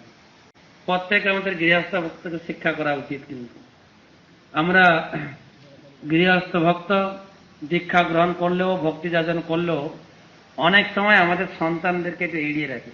আর ঠিক আছে, পরে ভক্তি করবে, এখন একটু ওইসব করো। এখন কি করা, এখন অনেক সময় আছে। করতে চাইলেও, বাবা আমি একাদশী করব, মা আমি হরিনাম যাবো, না এখন না, তোর এখন বয়স হয়েছে, এখন না, পড়াশোনা কর, ভালো করে পড়াশোনা কর। কেন না, আত্মীয় স্বজন একটা চাপ আছে, আত্মীয় স্বজনের কথা শোনাবে, আমার ছেলে যদি পড়াশোনা করে চাকরি পাবে না। সব দিক থেকে তারা নিজেকে সন্তান, অনেকে করছেন, সন্তানদের ভক্তি যাজন করাচ্ছেন, কিন্তু চাণক্য পণ্ডিত বলছেন ওই রকম পুত্র জন্ম দেওয়ার লাভ কি, ওই রকম পুত্র থাকার বা কি দরকার যে পণ্ডিত বা বৃন্দার নয়। তো বলছেন নীতিশাস্ত্রে, বলছেন ত্যাজাত কুলার্থে পুরুষম। কুল রক্ষার জন্য সন্তানকে ত্যাগ করা যায়। আত্মার্থে পৃথিবীম ত্যাজে, আত্মরক্ষার্থে, বংশ রক্ষার্থে পৃথিবীকে ত্যাগ করা যায়। গ্রামম জনপদ স্বার্থে, জনগণের জন্য গ্রাম ত্যাগ করা যায়। আত্মার্থে পৃথিবীম ত্যাজেত, আত্মার জন্য, আচ্ছা সরি, ত্যাজার্থে ত্যাজেত কুলার্থে পুরুষম, গ্রাম স্বার্থে কুলম ত্যাজেত, গ্রামম জনপদম স্বার্থে আত্মার্থে পৃথিবীম ত্যাজেত। যদি আত্মমঙ্গলের জন্য পৃথিবী ত্যাগ করতে হয় তাও করবো, সেজন্য কুসঙ্গের সঙ্গে থাকবো না। সেজন্য উদাহরণ দিয়েছেন প্রহ্লাদেন পিতা তক্তা। প্রহ্লাদ ভক্তির জন্য ভগবানকে পাওয়ার জন্য পিতাকে ত্যাগ করেছিলেন। মাতা চ ভরত নেই বহি, ভরত কাকে ত্যাগ করেছিলেন? মাকে। বলিনা তক্তা আচার্য, বলি কাকে ত্যাগ করেছিলেন? গুরুদেবকে ত্যাগ করেছিলেন। বিদুরেন সবান্ধবা, বিদুর কাকে ত্যাগ করেছিলেন? সকল পরিবারকে ত্যাগ করেছিলেন। গোপই গোপী পতং ত্যাক্ত্যা, গোপীরা কাকে ত্যাগ করেছিলেন? স্বামীকেও ত্যাগ করেছিলেন। ত্যাগটা গোবিন্দ শরণাগত। এই সমস্ত ত্যাগ করা যায় কেবলমাত্র গোবিন্দের শরণার জন্য। তো তিনি বলছেন এই, আচ্ছা এইরকম যখন বলা হবে, আপনার লক্ষ্মী ছাড়া পুত্র থেকে ঘর থেকে বের করে দিন এখান থেকে, তো দুর্যোধন কি মনে করবে? দুর্যোধন, কাকা আপনি যা বলছেন ঠিক, কিন্তু আমি বাড়ি ছেড়ে চলে যাই, বলবেন কি না? তো বলছেন, কত নম্বর শ্লোক হবে? ইত্যু শিবাংস্তত্র সুযোধনেন প্রবৃদ্ধ কোপ স্ফুরিতা ধরে অসৎ কৃত সত্যনীয় শীল ক্ষত্রিয় সকর্ণা নুজসৌ বলেন। দুর্যোধন তখন উঠেছেন সিংহাসন থেকে, তখন বলছেন, দুর্যোধন বলছেন একদম ক্রোধে কাঁপতে শুরু করেছে। ক্রোধে এই সূত্রপুত্রকে এখানে রেখেছে, এই সূত্রপুত্রকে এখানে কে ডেকেছে? যাদের অন্ন খেয়ে সে প্রতিপালন হয় তাদের আবার দুর্নাম করে। বলছেন দেখেন, যার চরিত্রের গুণাবলী সমস্ত শ্রদ্ধেয় ব্যক্তিগণ বহু মানন করেন, সেই বিদুর যখন এইভাবে বলেছিলেন তখন দুর্যোধন ক্রোধোদ্দীপ্ত হয়ে কম্পিত অধরে তাকে অপমান করেছিলেন। আর একা অপমান করেনি, কিন্তু যখন ও বলা শুরু করেছে তখন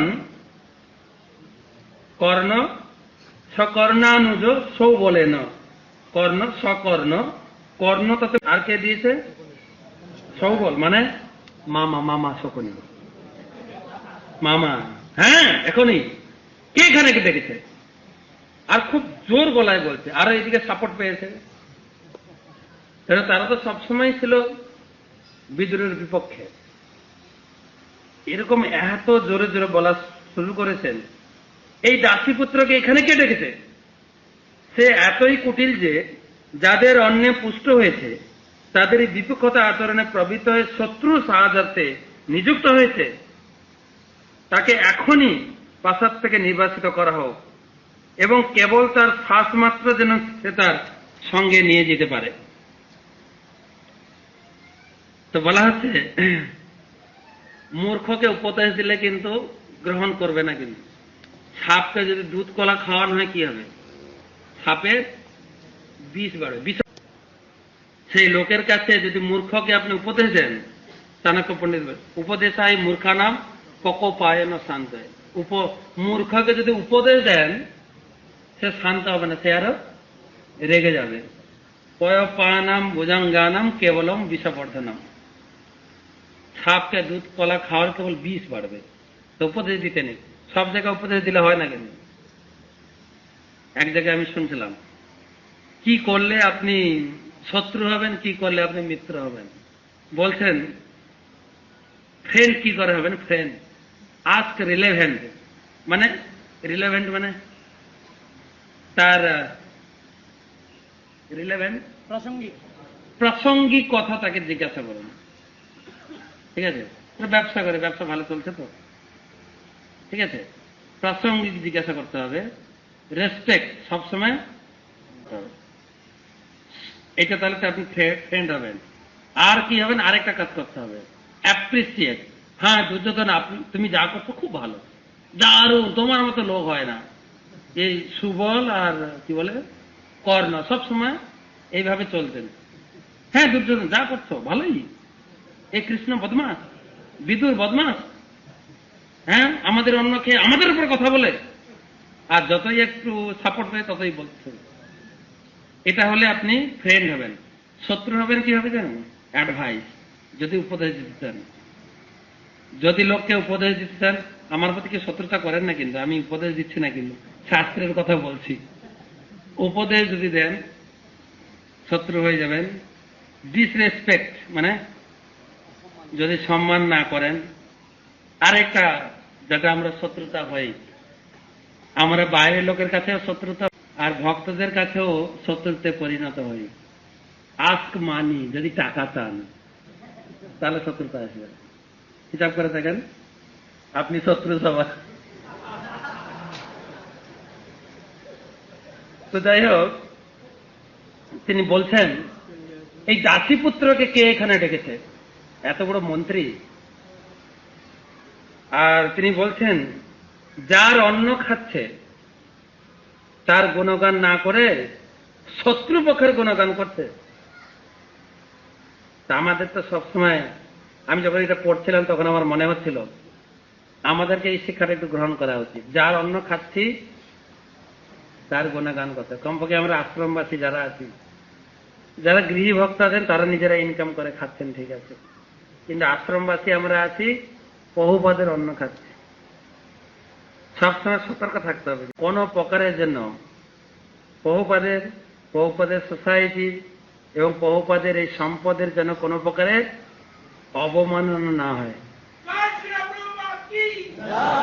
সমস্ত দিক দিয়ে আমাদেরকে সতর্ক থাকতে হবে।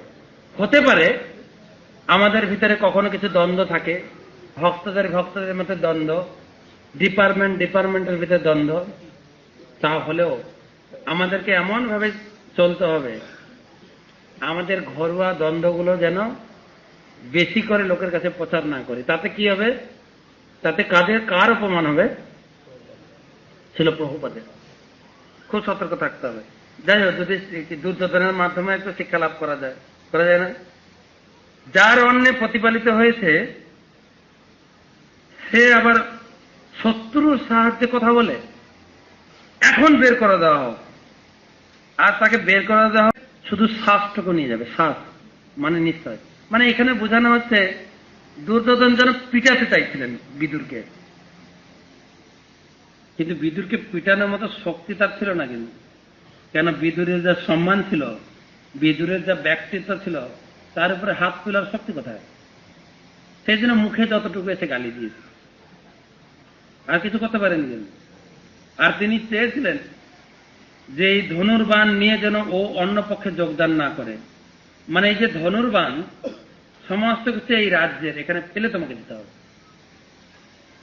বিদুর একদম সরাসরি ধনুর্বাণ ওখানে রেখে দিয়ে তিনি সরাসরি চলছেন। এভাবে কর্ণভেদী বাণের দ্বারা তীক্ষ্ণ বাক্যে মর্মাহত হয়ে বিদুর দ্বারে তার ধনুক রেখে তার ভ্রাতার প্রাসাদ পরিত্যাগ করলেন। ভগবানের মায়া খেলা বলে মনে করে মাত্র ব্যথিত হননি। তো বিদুর দুর্যোধন বা কর্ণ বা শকুনি এরা অপমান করছেন মনে করছে না, কিন্তু তিনি মনে করলেন অপমান করছে আমাকে কে? ধৃতরাষ্ট্র। কেন না, দুর্যোধন যে বলছে এ দাসী পুত্রকে কে ডেকে এনেছে, তার মানে বিদুর যদি দুর্যোধন বলতে চাইছে এই যেন উপযাজক এসে হয়ে এখানে উপদেশ দিতে এসছে, তা না তো। তাকে ডেকে থেকে ধৃতরাষ্ট্র ডেকে এনেছে, আর ধৃতরাষ্ট্র ডেকে এনে অপমান করা হচ্ছে। এটা অপমান না? আমি তো নিজে থেকে এসে তোমাদের উপদেশ দিতে আসিনি, তোমার বাবা এখানে ডেকেছে, ডেকে আমার কাছ থেকে কিছু মন্ত্রণা নিতে চেয়েছে, আমি সেটা দিয়েছি। ধৃতরাষ্ট্র ডেকেছে, তার কাছে লাগছে ধৃতরাষ্ট্র আমাকে অপমান। বাচ্চা ছেলের এই দুর্যোধনের কথা খেয়ে যায়। আর দুটো উপযাজক, ঘরের শালা আমাদের ছিল শকুনি, ঘর শত্রু মা কোথাকার,